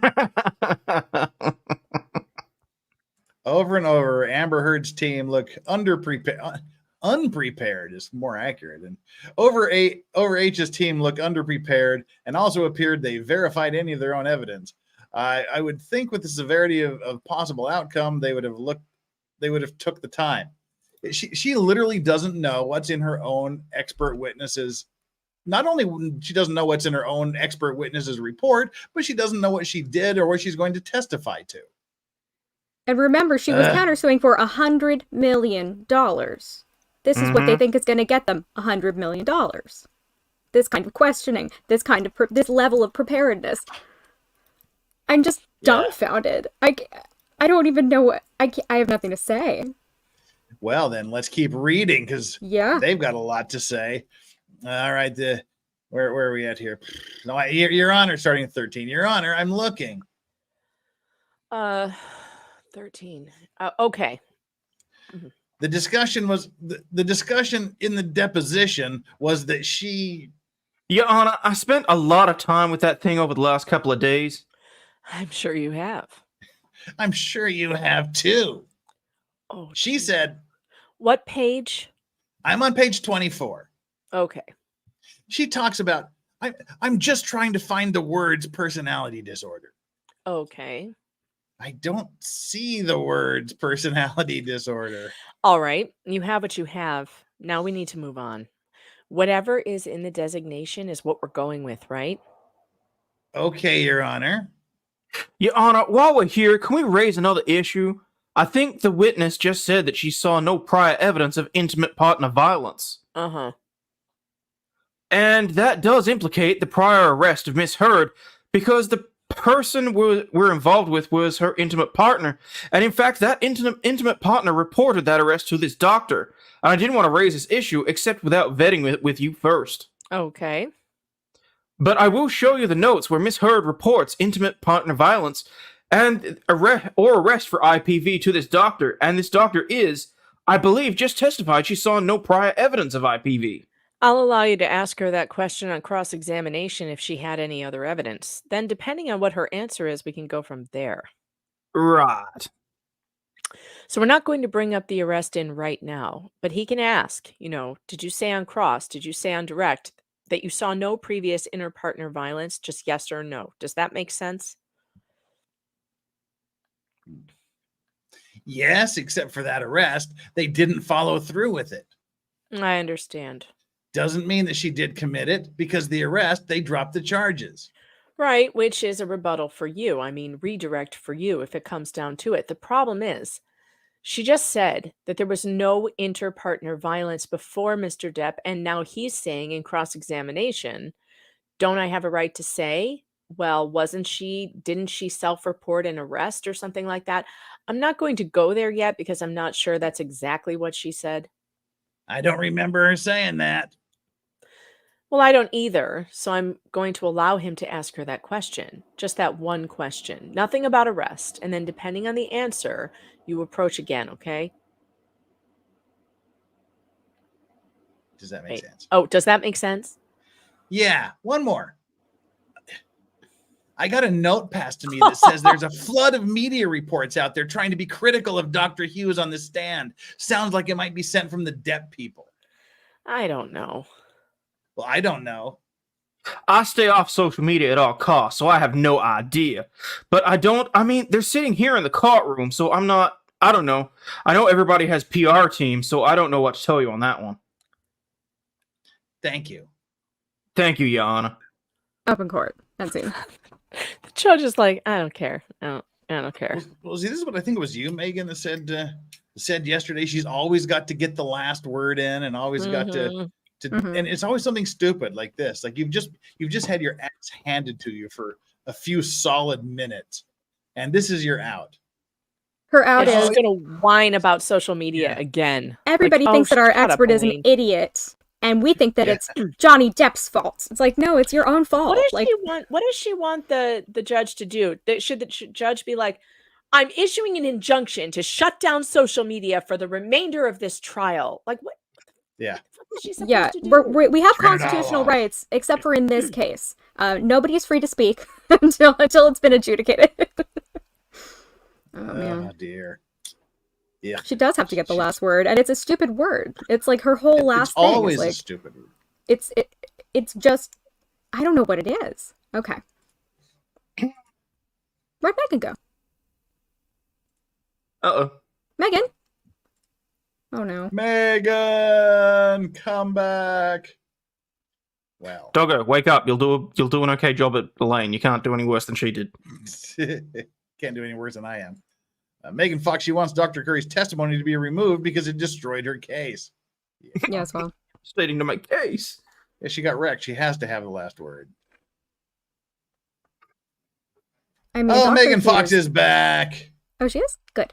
Sorry. Welcome back, Megan Fox. I'm using Edge now because everyone told me that's what I should do, and I'm still having StreamYard problems. It's just bullshit, and I don't know what to do about it. It's nothing. Nicola Maxwell is leaving us. Sorry, bye, Nicole. Nicholas, didn't mean to cut you off. Just wanted to say bye before she runs away. Oh, I didn't know Nicola was in chat. Hi, Nicola. Bye, Nicola. I haven't heard from her for a while. I hope she's doing well. Yeah.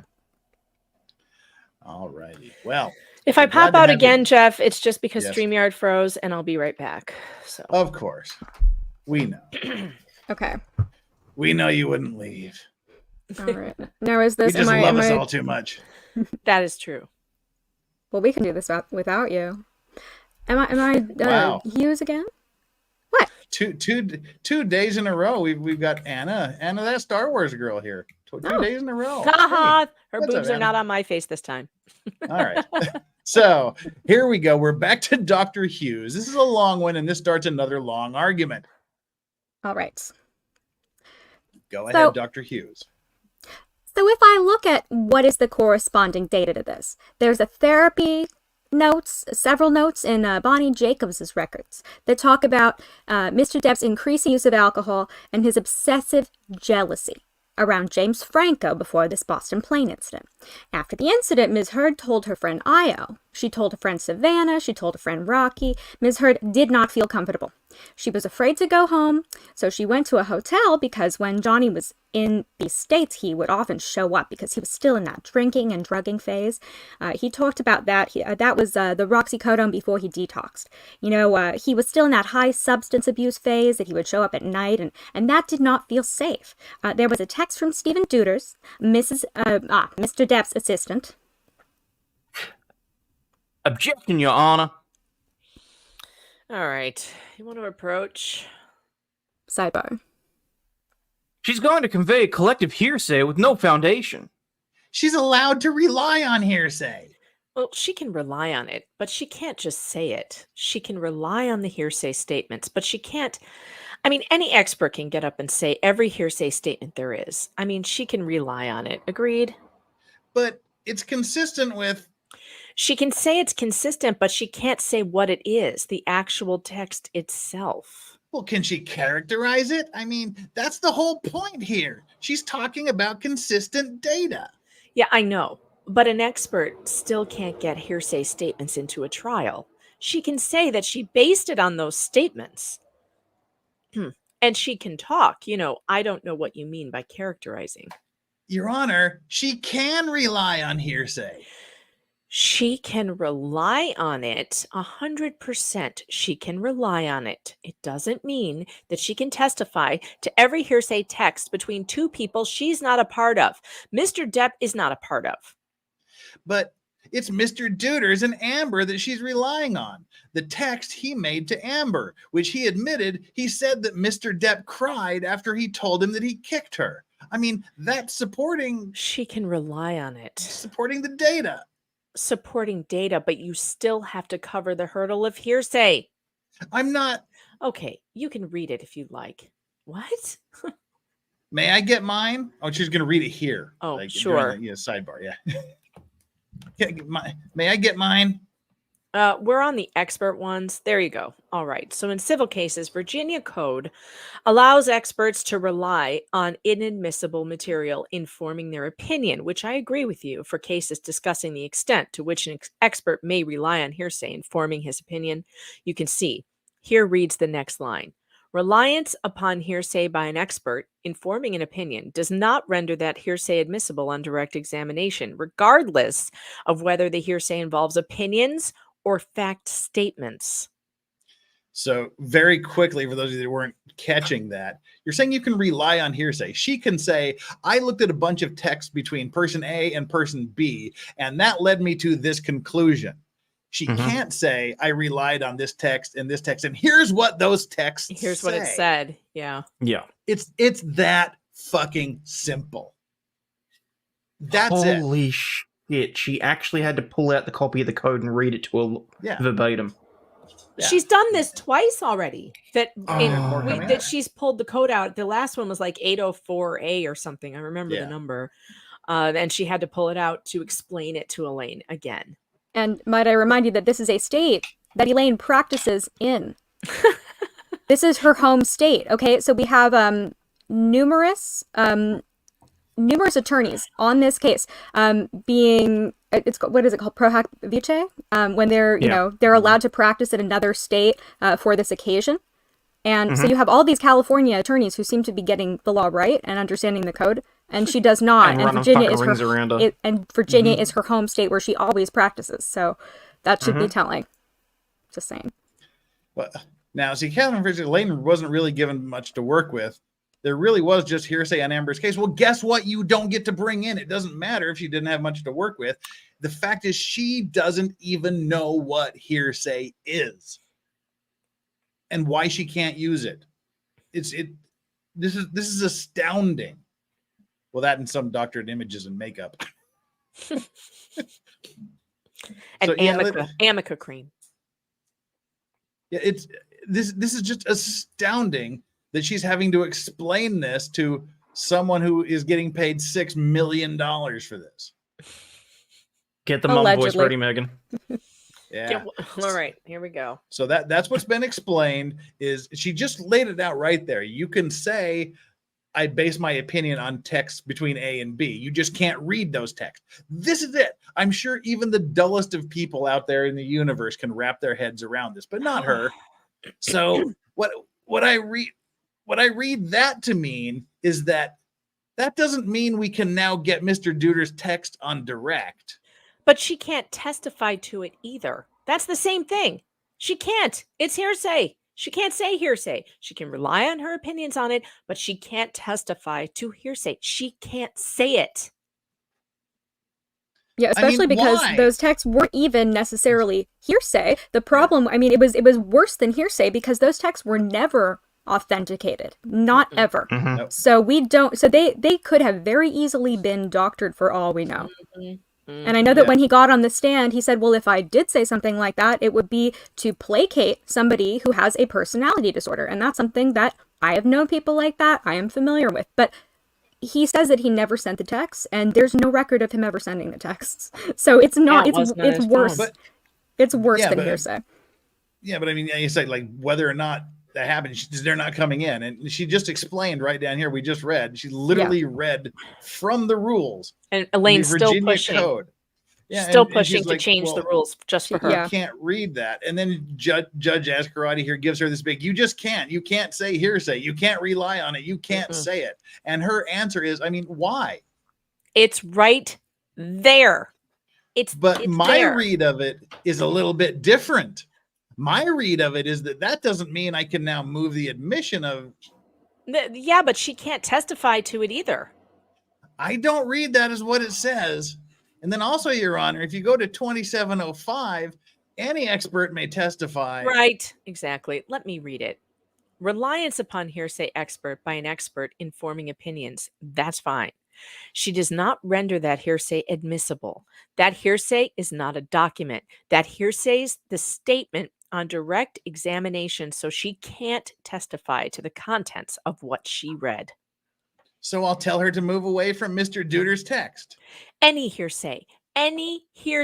She can't testify to any hearsay, Elaine. But she can rely on it.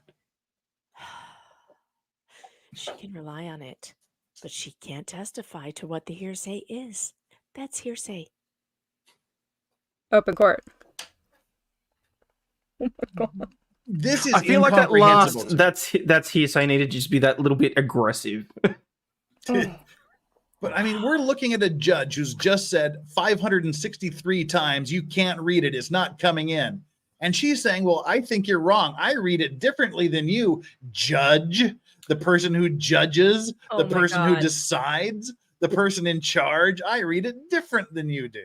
This is just like me talking to my children and they're like, I did the dishes last night. And the other one's like, no, I did. And I'm like, I don't give a shit. One of you is doing it. Do you understand? Like, let's just, I mean, what is the hell is this? But I saw this one doing it. It's your turn. Oh, but that's not how I read it. That's not how I see it. I mean, my God, these lawyers, Elaine is so bad. She really does need the wooden spoon. I'm telling you, she needs it. She's asking for it. She's begging for it at this point. The weirdest part about it really is like, so it's very telling, like you can tell. If you didn't, like, let's say that you didn't know anything about her, you can tell that she hasn't been in a courtroom in a long time because she would be arguing something like, well, in a previous case, we had a different way that we worked with the hearsay rule, and this particular judge had this particular way of doing it. I mean, that would be still irritating. But the fact is, she's just reading that now for the first time. She's just becoming aware of it at that moment in time, and she thinks that her interpretation of it, right when she's reading it, and I can't. It's too much. I'm sorry. Can I just? I know that we've already moved on to the next sidebar, but yeah, the objection directly after that sidebar finished. Objection hearsay, Elaine. I mean, I don't agree. The court. I know you don't. Sustained. Nice. Next question. Oh my God. Yeah, I don't agree, Judge. I don't care. Sustained. Wow. Well, I mean, she's. This gives me so much more respect for Judge Penny. I mean, this woman has the patience of a saint. That she didn't get up and throw her gavel behind her and just storm out of the courtroom. I mean, even Mother Teresa would have smacked this bitch. I'm sorry. I don't know how anybody could have put up with her. That's what I would have wanted to do. I'd have been like, oh, in my chambers. Like, I'm going to ream you out in my chambers. This is insane. Like, I can't even. It's that scene from Airplane where everyone's taking a turn slapping her in the face. Just... Yeah. We all want to slap her. Oh, man. Everyone wants to slap her. Yeah. Okay.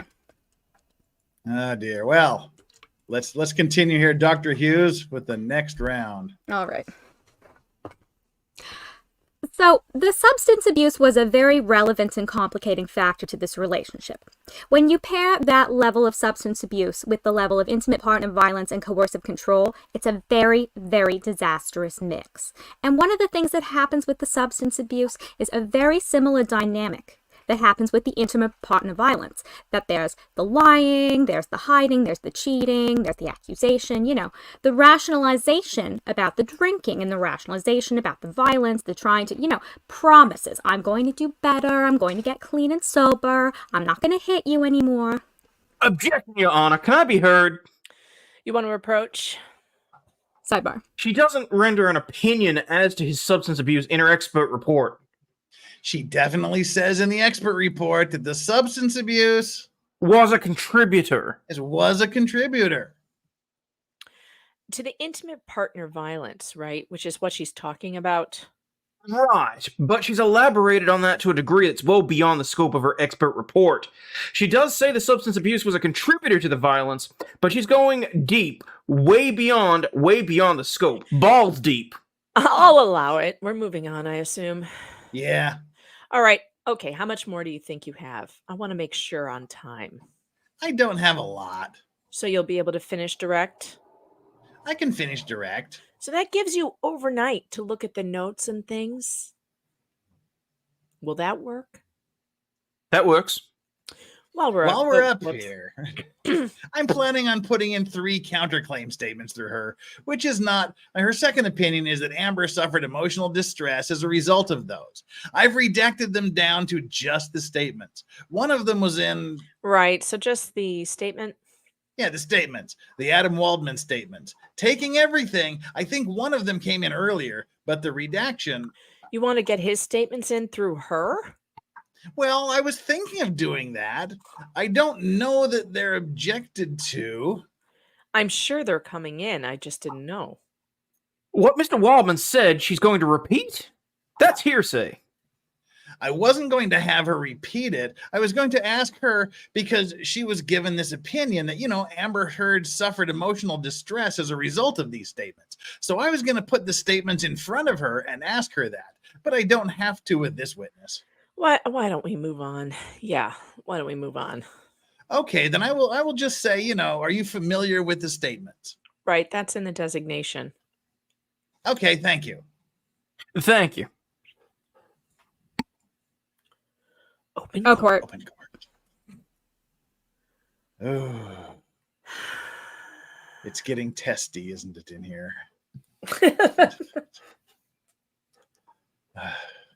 And we're almost out of time, and we didn't even get to the scary stuff. Are we really? Oh my God, I can't believe it's 10:53. I know. So we got like one page further down the line. And then there's another one here. So I guess we can start here with line 1. Line 1. This is a witness. Okay. So this is Hughes Chandler. still? Okay. Yeah. Line 1. All right. I was just trying to fix my mic. I apologize for the audio issues, everybody. Hope it's a little better now. All right. Control and the possessiveness that still persisted, but when the alcohol and the drugs came together was when Amber Heard was more in danger of being hurt by him. Why didn't Amber Heard leave the relationship sooner? Well, I mean... Objection. Speculation, Your Honor. Have you formed or based your experience and based on your 29 hours of clinical evaluation of Amber Heard, what is your understanding of why Amber Heard didn't leave the relationship earlier? Objection! Beyond the scope of the disclosure. It clearly is not. I mean, it's clearly in the disclosure. Point to where you say it's not. Point to where you say it's not. Come forward. Sidebar. Exactly. Point to where it isn't. What the fuck does that mean?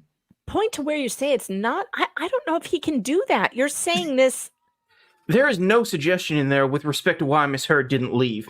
It is saying here that she's going to give an opinion as to why Miss Heard didn't leave? It does not. I mean, the whole thing is laced with this. But you have to disclose opinions. I mean, that's an opinion. Why did she not leave? That would be an opinion. That would be based on her expert opinion. She talks about coping skills. She's talked about all that and why victims don't leave, but I just don't see where there's an opinion why she didn't leave specifically. I mean, she's already talked about, we have all that evidence. I do have that about why individuals don't leave. I mean, it's just laced with that. Yeah. Well, asking... I'm going to sustain the objection, okay? Open court. End scene. This is literally her saying it's not. Somebody says it's not in the report. And she says, show me where it's not in the report. That's when you just hold up the report and go right here.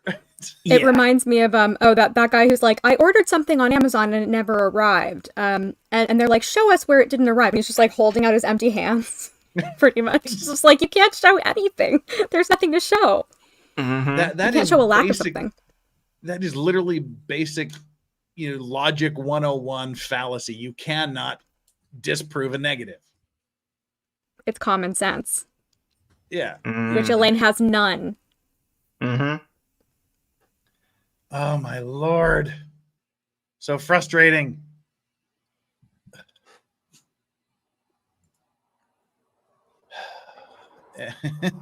Point to where you say it's not. Oh. Well, that is the end of day 14. I thought we'd get to the real juicy bits, but we're already 2 hours into this. So this just leads us, we're going to get into Amber Heard's testimony next Tuesday. Oh, and that's fun. That's where the shit really, really hits the fan. I hyped it up today because I thought we were going to get there today. But it takes a lot longer to read these things than it does to mark them up, apparently. Wow. I mean, I feel like we could go longer. Can't we just get to it? I feel cheated. How many more are there before we get to the meat of it? Or do you have to go? Well, we can get up to Amber Heard's testimony. Are the sidebars that get really juicy during her testimony? Yes. Oh, I see. Well, maybe we should go as far as we can so that we're ready to go on. When are we doing this next? Tuesday? Tuesday. Maybe you guys have time to do a few more minutes? We'll get through Dr. Hughes's deal so we can clear through Amber in one day. All right. Well, we'll speed it up a little. Let's see here. Unless chat just wants us to go away. That could be a possibility. No, okay, I'm going to do something. Wants us to continue. I'm going to do something really quick, and I will be right back. Okay. You do that. I'll be joining you in a moment. Better. Your mic sounds better. Yeah. Does it? Does it really? Yeah. I'm not. Okay. It does now. Yeah. Okay. Good. I don't know what it's about, but I'll figure it out somehow. I appreciate it. It sounds better now. Okay. Well, good. It does, or it doesn't? Whatever you're doing, it does. Okay. And Tank Rat has dropped 20 Legal Vices memberships. Thank you so much for that, Tank Rat. Tank Rat, can you come to my channel and be a fan of mine? Because really, you're just one of the most generous people on earth. My God. If only you could get monetized on YouTube. I know, right? Join my locals, meganfox.locals.com. And we'll do our midstream grift here in just a second. Legal Vice, can I make an expert suggested opinion not being noted as an expert witness? I suggest everyone watch the Dr. Spiegel Cross by Mr. Dennison. Well, looks like we just lost Chandler. Or is that she was going to do something? Maybe she's doing that. Maybe she's doing that. All right. Well, we got Dog Butt in the meantime. Yeah. Dog butt. Don't just watch the cross-examination of Spiegel. Watch the direct because that was funny too. Welcome back, Chandler. Oh, it's all funny. Thank you. Danielle says yes, best cross ever. And Torin3 with a $5 super chat. Design elements, ship wheel, brandy snifter, pipe, and legal vices in Hongo. Okay, that sounds interesting. I think that could be interesting. Sounds like a plan. I await your designs. Chandler bombing a power shake. Are you bombing a power shake, Chandler? I don't know what that means. I was hoping you did because I don't. Unless it just means you're drinking a. Are you referring to the? Oh, I just have an espresso. All righty. Well, this is day 15 of trial. And we're still on Dr. Hughes. And we'll go all the way to Amber Heard, which I don't think is very long, very far from now, but it'll get us to where we can hopefully get through all of Amber Heard on Tuesday. It's scary. Sidebar. It would be fine if it wasn't midnight here and 1 a.m. where Ozzy is. So we'll get to her. Now Amber Heard. Don't forget to put it on the screen, Jeff. We can't see it. Yeah, because I haven't brought it up yet. Okay. Amber Heard gets in a bit of trouble. This is where the judge goes really, really angry right out of the gate. So all right, I'll take that note. Thank you. And then again, it starts with bailiff, all rise, please be seated and come to order. All right, good morning. If I could have counsel approach for a moment, please. Sidebar. You're angry. This new PR guy, I don't know who he is, but he just came through the back, and he was extremely disrespectful to my sheriffs, to my captain, to my lieutenant, very disrespectful because I told him he can't have his phone out. One of the deputies said they saw him with his phone out. Very disrespectful. I don't want him coming back in.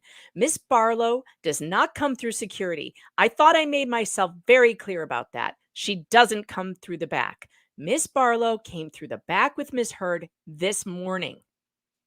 Oh, I didn't know. I don't care if you didn't know, Miss Bredehoft. This is your responsibility. From now on, only Miss Heard, her assistant, and the insurance attorney comes back to the back. Period. If it happens again, I won't have any more come to the back. Understood? Completely understood, Your Honor. I apologize. I don't know his name, but he's very close to getting kicked out of my courtroom. If you want to let everyone know right now, I am very upset about that. Nobody disrespects my sheriffs. I totally agree. Do you want me to go talk to him now? Absolutely. Do we have anything else? Yes. Okay. So we can stop real quick there. This is an unhappy judge from here on out.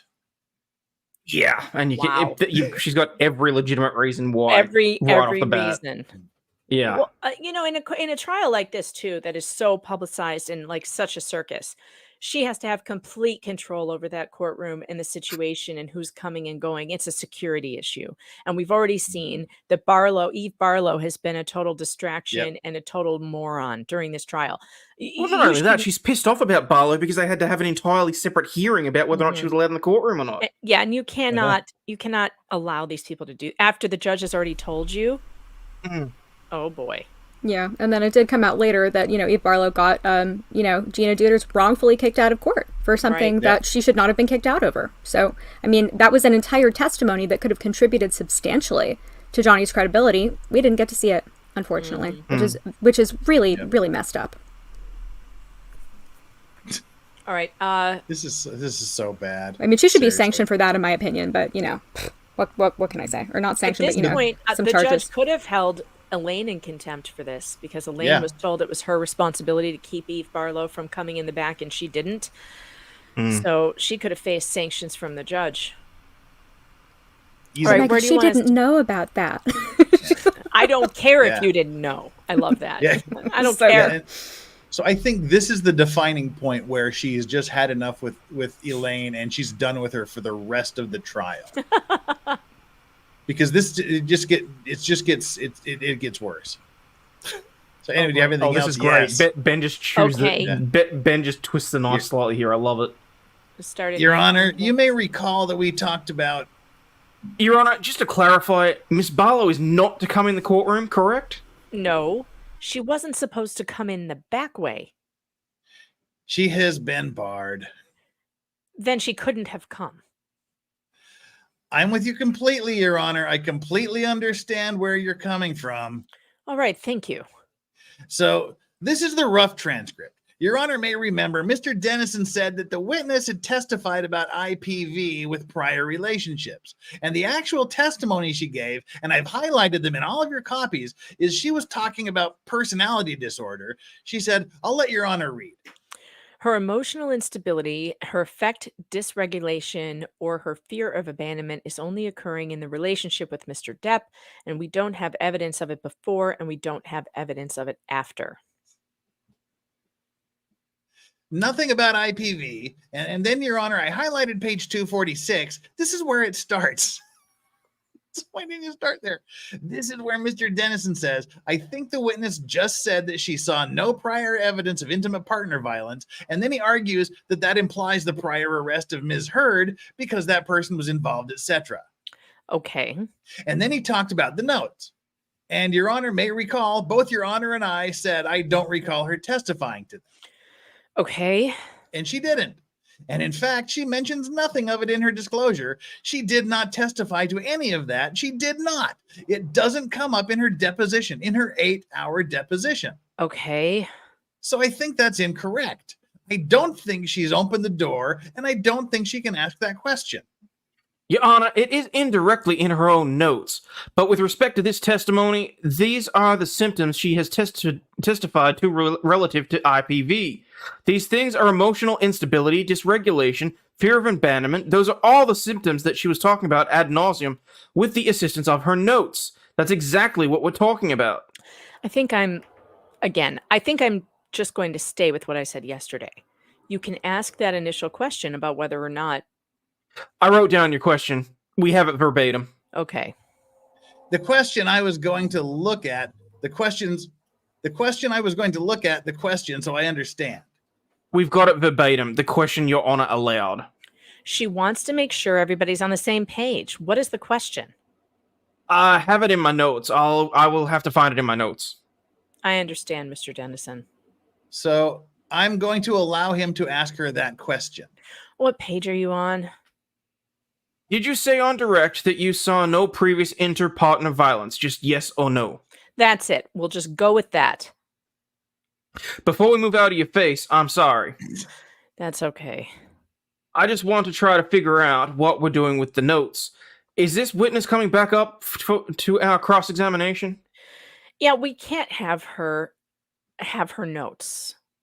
We understand that, right? I mean, she can't refer to her notes unless she asks to do it. It appears yesterday, even when I was watching her, she was still using her notes. Your Honor, I've always had experts bring their notes up there. Bringing them is one thing. Put them to the side and have them face down. We'll tell her to make sure to put them face down, and if she needs to refer to them... No. Well, what should she do? I don't think she should bring them to the witness stand at all. That way, she won't have that urge, I think, maybe. That'll be better. And then if she thinks she needs to refresh her recollection, she can ask Mr. Dennison, and then maybe her notes can be retrieved for that one question. Is that okay? I have a significant number of questions for her, but I don't think it's going to be anything close to a memory test. Okay, so just don't have them. May I tell her that? You have a few things you have to tell some different people, Miss Bredehoft. I'm sorry I'm giving you homework, but I need to get that done. It's totally upsetting. I totally agree. I feel exactly the way Your Honor does. I totally respect Your Honor. Oh, bullshit. All right. One more thing, as long as we're up here. We think there's going to be... We always got to have the last word. We heard Ms. Heard is going to be on after Don Hughes. Which is after lunchtime? We anticipate there's going to be some significant hearsay exceptions to that because they have been accusing her of falsifying prior testimony. So we prepared a brief, and I just want to give it to Your Honor now. Okay, so we can start dealing with the issues. Right. Here we think are some cases that are pretty on point to this. We'll take a look at it. I'll take a look at it.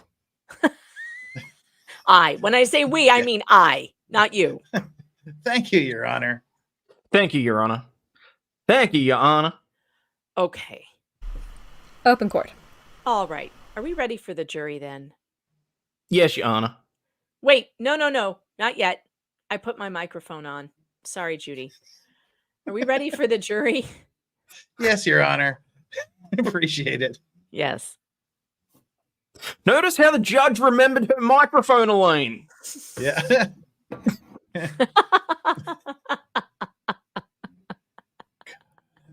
That was awesome. Oh my God. You have a lot of people to talk to, Miss Bredehoft, and you better go get that done. You have a few things to tell some different people. It's totally upsetting. Totally upsetting. Unless you didn't know how I felt about it before, I hope you understand now. I am so upset with you. I could throw you out of my courtroom right now. Holy shit. And this whole stop looking at your notes is like the 97th sidebar we've been through with that. All right. This is another lead up to the objections here.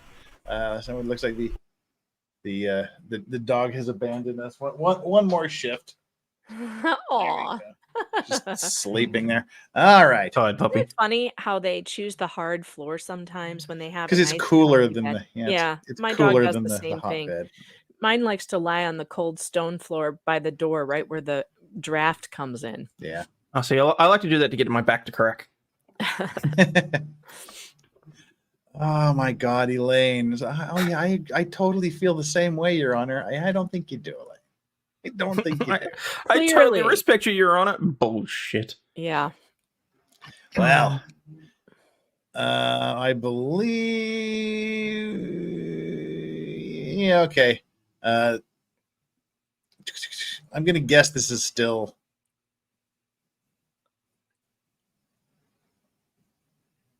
I think it's cross-examination. Who pulls the objection on this one?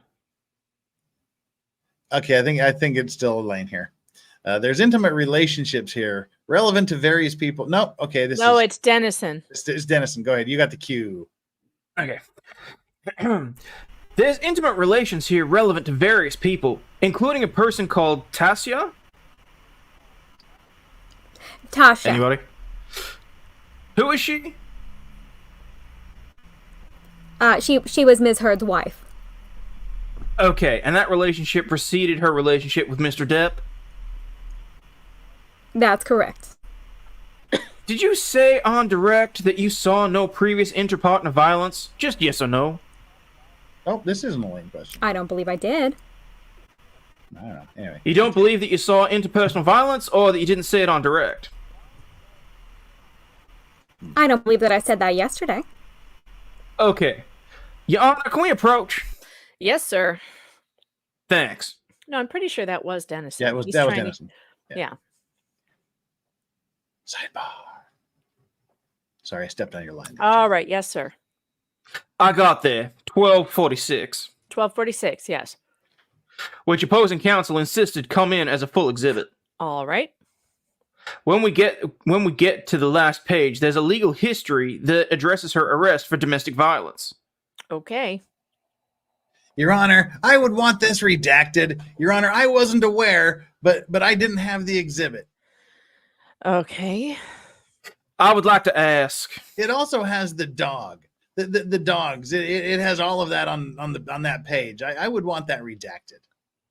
These are the notes that this witness took with respect to her initial intake relative domestic violence. And Tasha is an intimate partner who is identified on the intake form. Your Honor can see this is legal history. I'm sorry. Wait, where am I looking? Legal history. It doesn't say intimate partner violence. It also says the arrest is for domestic violence. The arrest, that should stay out. That should be redacted, Your Honor. So what are you asking me? Are you asking me if I can ask her about it because it was in her notes? I'm sorry. Are you asking me if you can ask her about it because it was in her notes? I'm asking to ask her about because Miss Heard identified this as part of her legal history.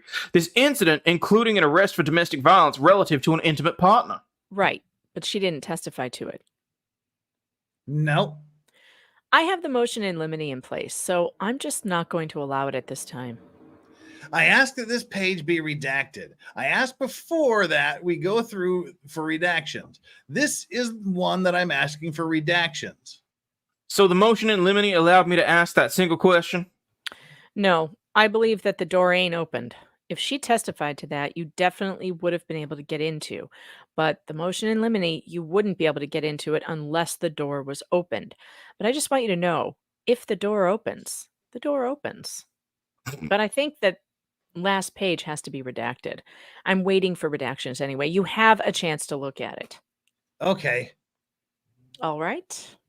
Thank you. All right. Open court. That was cheeky, Judge A. I like it, though. If it gets in, it gets in. So if I'm understanding this correctly, though, it seems like Hughes is lying. She keeps saying she doesn't have any information about interpartner violence, but yet it was on the intake form that there was an arrest for domestic violence. Yeah. So why doesn't that kick open the door? Because if you have evidence to the contrary of something that a witness is testifying to, and you can impeach her on it, why doesn't that? Because I kick think the open motion door? in limine said you can't bring up prior arrests. Yeah. Something along those lines. Shit. Well, I have that's- something I'm curious about which intake form, because she did 2 intake forms, one for Hughes and one for Curry. And so if the intake form was one that she did for Dr. Curry, then Dr. Hughes wouldn't have pertinent information about that. Maybe I'm Well, I confusing think the we issue. have to be talking about the ones for Hughes. Right. Yeah, So I maybe think you're Dr. confusing the issue a little bit. Well, I don't know. I'm curious. I might be getting it wrong. Never mind. I think Amber put that information on the intake form for Hughes.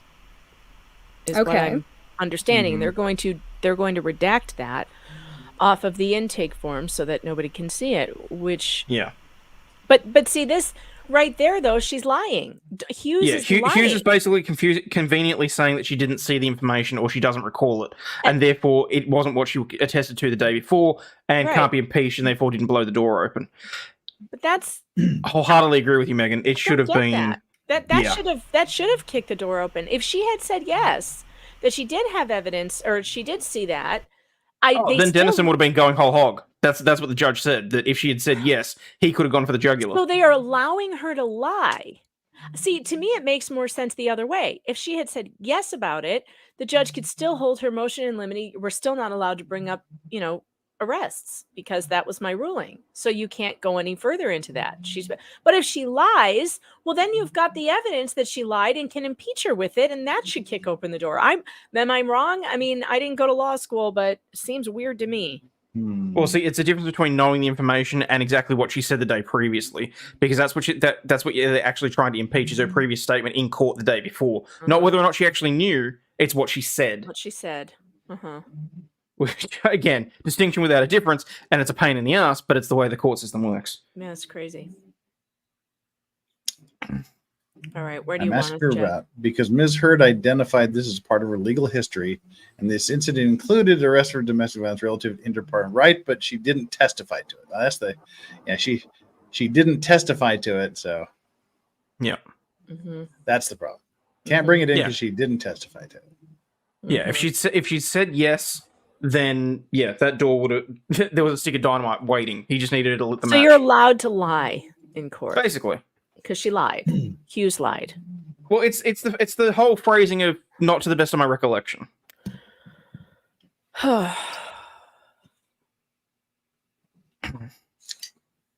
You sound distraught. Wouldn't Or you be exasperated. in She this? sounds like Judge A. It's Wow. just being totally in character. It's method acting, really. These people are exhausting. Oh, well, here comes another one then. All Start right. there with your question, Mr. Dennison, on line 20. Okay, and would it be helpful to have a full exam as opposed to one page out of it? As with anything, seeing an entire profile gives one more information. Your Honor, I move the admission of defendants exhibit 15, 180. Wow, I guess this is redirect. Sorry. I was going to say, I think we're on Ray, yeah. Yeah. I move the admission of defendants exhibit 15, 1859. Objection, hearsay. All right. I would argue the completeness for that. You can approach for this. Sidebar. I just want to make sure. They just did the first page. Is that the actual test or is that just... It's the entire test. You want the entire test. I understand that. But the first page was just a summary of it. No, the two pages that he put in were a page from it, and it wasn't even the beginning or a summary. It was a particular snapshot. It was one page from there in a particular area. I asked the witness about the critical items identified on the test. I didn't go into anything other than the critical items on the test. That's why I put those pages in. Okay. It's just one page of a particular critical for that particular topic. There are all kinds of different pages and critical items in there. All right. I understand the objection by him. I'm going to sustain the objection. Thank you, though. I just wanted to make sure. Okay. Thank you. Open court. End scene. Oh, dear. Yuck. All right. All right. Just that was kind of meh. That was a mess. That's it, because the next one's on to Amber. Yeah. All right. So go ahead. Oh, Amber's on the stand. Oh, look at this. Okay. Not right here. Not right now. Yeah, it is. Hey, wait. Yeah, she Wait, is. So did we get to the end? Well, that was odd. I had that place somewhere else. Oh, I was like behind. Oh. Huh. Interesting. Yep. Okay. Well, that's kind of it for today. Then I was going to remember. All right.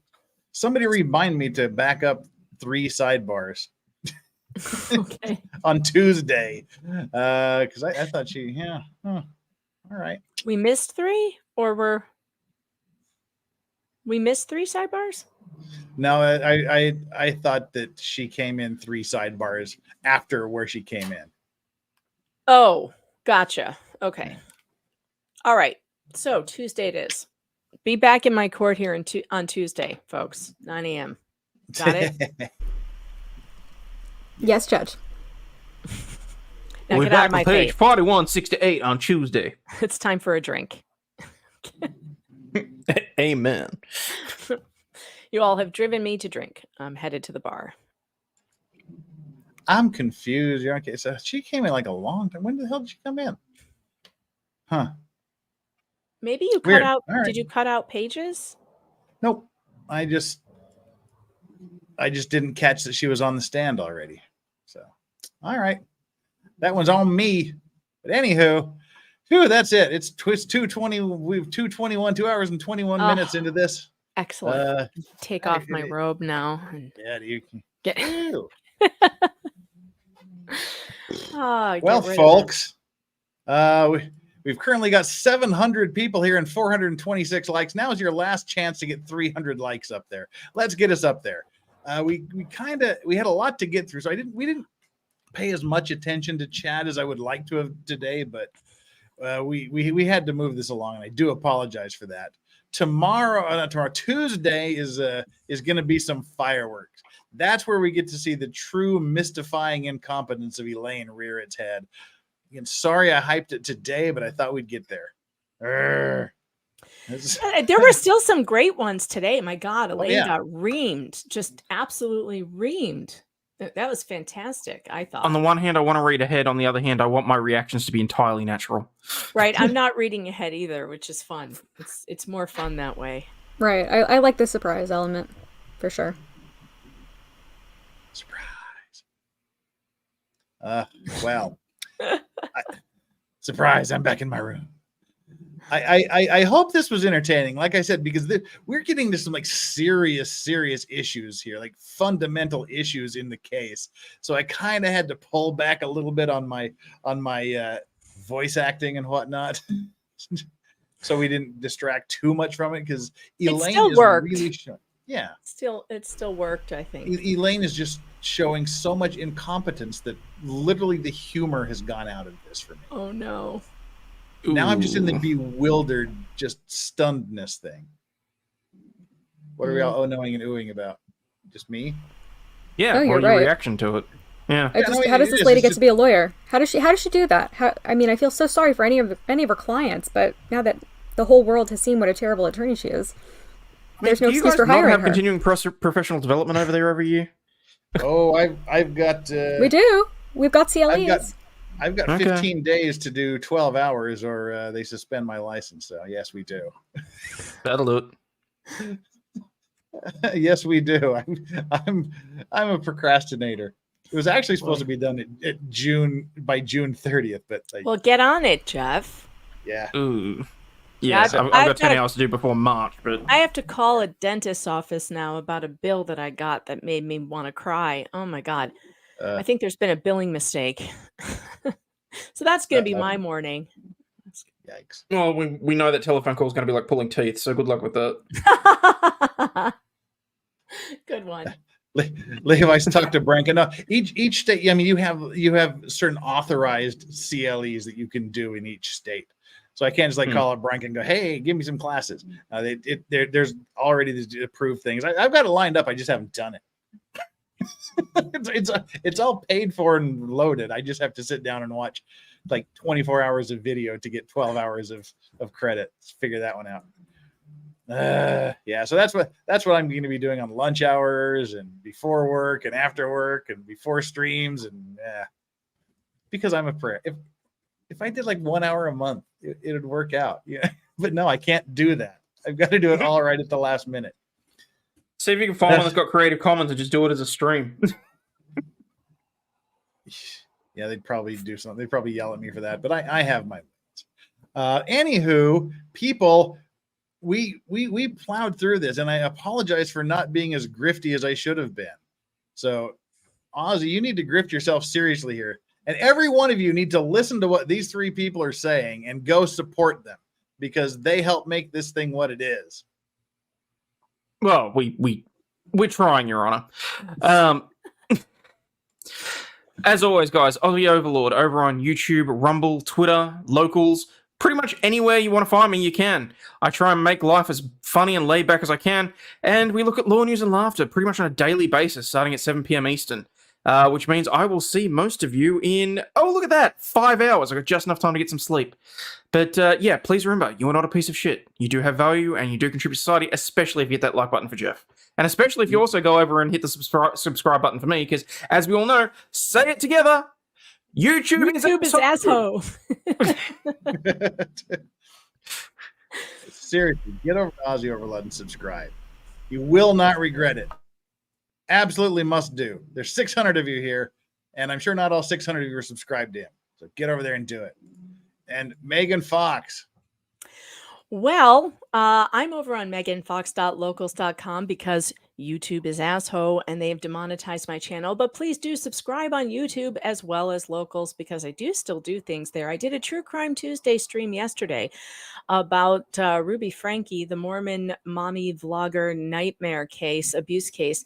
And normally on Locals, I would be heading over right now to do a Tales from the Restaurant, because yes, I work in a restaurant too on my in order to rehab my neck. It's a long story. I share it over on Locals, but the stories out of the restaurant cannot be missed. I will be doing one of those later today before I go into work, but I got to go take care of this medical bill issue first. meganfox.locals.com. Sign up today. Follow me over there. It's a lot of fun. Thanks, guys. And again, get over there. You will not regret it. You must do it. And Chandler Remington. Hi, everybody. I'm Chandler Remington. I'm a paralegal from Los Angeles, California, and I'm frequently on Legal Vices. I enjoy coming on to do OJ Thursdays, Depp Sidebars. Sometimes I come on for trial commentary, just sort of as a, lay person with some legal knowledge. And I have my own channel. You can find me at Remy, REMY_legal, or just search my name. And I do a lot of content about how feminism is a nightmare, how misandry is real, and we need to be paying attention to it, and the systemic problems with gender hierarchies. So please head over and check out my videos, subscribe if you like my content, and I look forward to seeing you over there. All right. Make sure you pop on over there, subscribe to her, and like everything she's ever done. And there's my dog sleeping down there. And it's for me.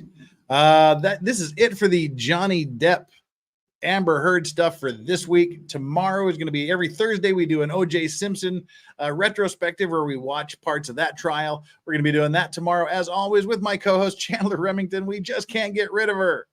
Try as we might, she's here every day for the time being. We love having you here. I like being here. Good. That helps. And Friday is my Fuck It Friday stream where I just say, fuck it. We do nothing but have a great panel of guests on. Hopefully all three of these people will be there. And we just have fun. I'm going to try, but I may have to sleep in, Jeff, because I got to work on Friday night. So we'll see. Well, you'll wake up at some point. That's true. Just pop in and say hi when you wake up, because we start about 9 a.m. Eastern U.S. time. And we just go until my liver calls it quits. Which is Lincoln going to be there? Because he doesn't let me get a word in edgewise. So I try to plan my appearances around him. Oh, Jesus. You just need to tell him to shut the fuck up. It usually works. Yeah, we don't know. But what we have here now, let's see. Let me scroll up really quickly here, and I'll tell you the panel we have so far. These are the yeses and definite maybes. Potentially Criminal Sean, Chrissy Mayer, Good Logic, Natalie Wisco, Steve Gosney, Nina Infinity, Ozzy Overlord, Chandler Remington, Ari Jacob, Lauren De Laguna, Waifu Kron. We have also Megan Fox is a definite maybe. And we have yet a brand new person coming in that we've never had on before. Lady Law 579. Sounds fun. And that's just the list as it stands now. People should be gaining, and people will come in as they want to. So there we go. That's part of the lineup for Friday. We just grift. It's just my shameless one-day griftathon, so we don't have to continue to do it through the month. It's basically just drinking for money. $100, I take a shot, and we just have fun. It's all in good fun. It's all just a grifty thing. And the next Monday will either be my normal Maritime Monday stream, or we might have to do another Murdoch update. There's some things, because by Friday we should have the state attorney general's response to the motion that was filed. So we may have to look at that on Monday. But stay tuned. That's going to be fun. More. So mods, thank you for being here and being awfully moddy and being great and wonderful. Chat, thank you for being the best chat on the internet. The Vice Squad chat is the best chat, hands down, anywhere. Sorry, peeps, deal with it. And thank you, guests, for helping make this entertaining, because it would not be entertaining if it was just me. Thanks, Jeff. Guess we'll see you tomorrow, Chandler. We'll see the rest of you on Tuesday for more Depp Heard shenanigans. Until then, let's say good night, everybody. Good night, everybody. Good night, everybody. Trying to find my outro. There it is. Bye.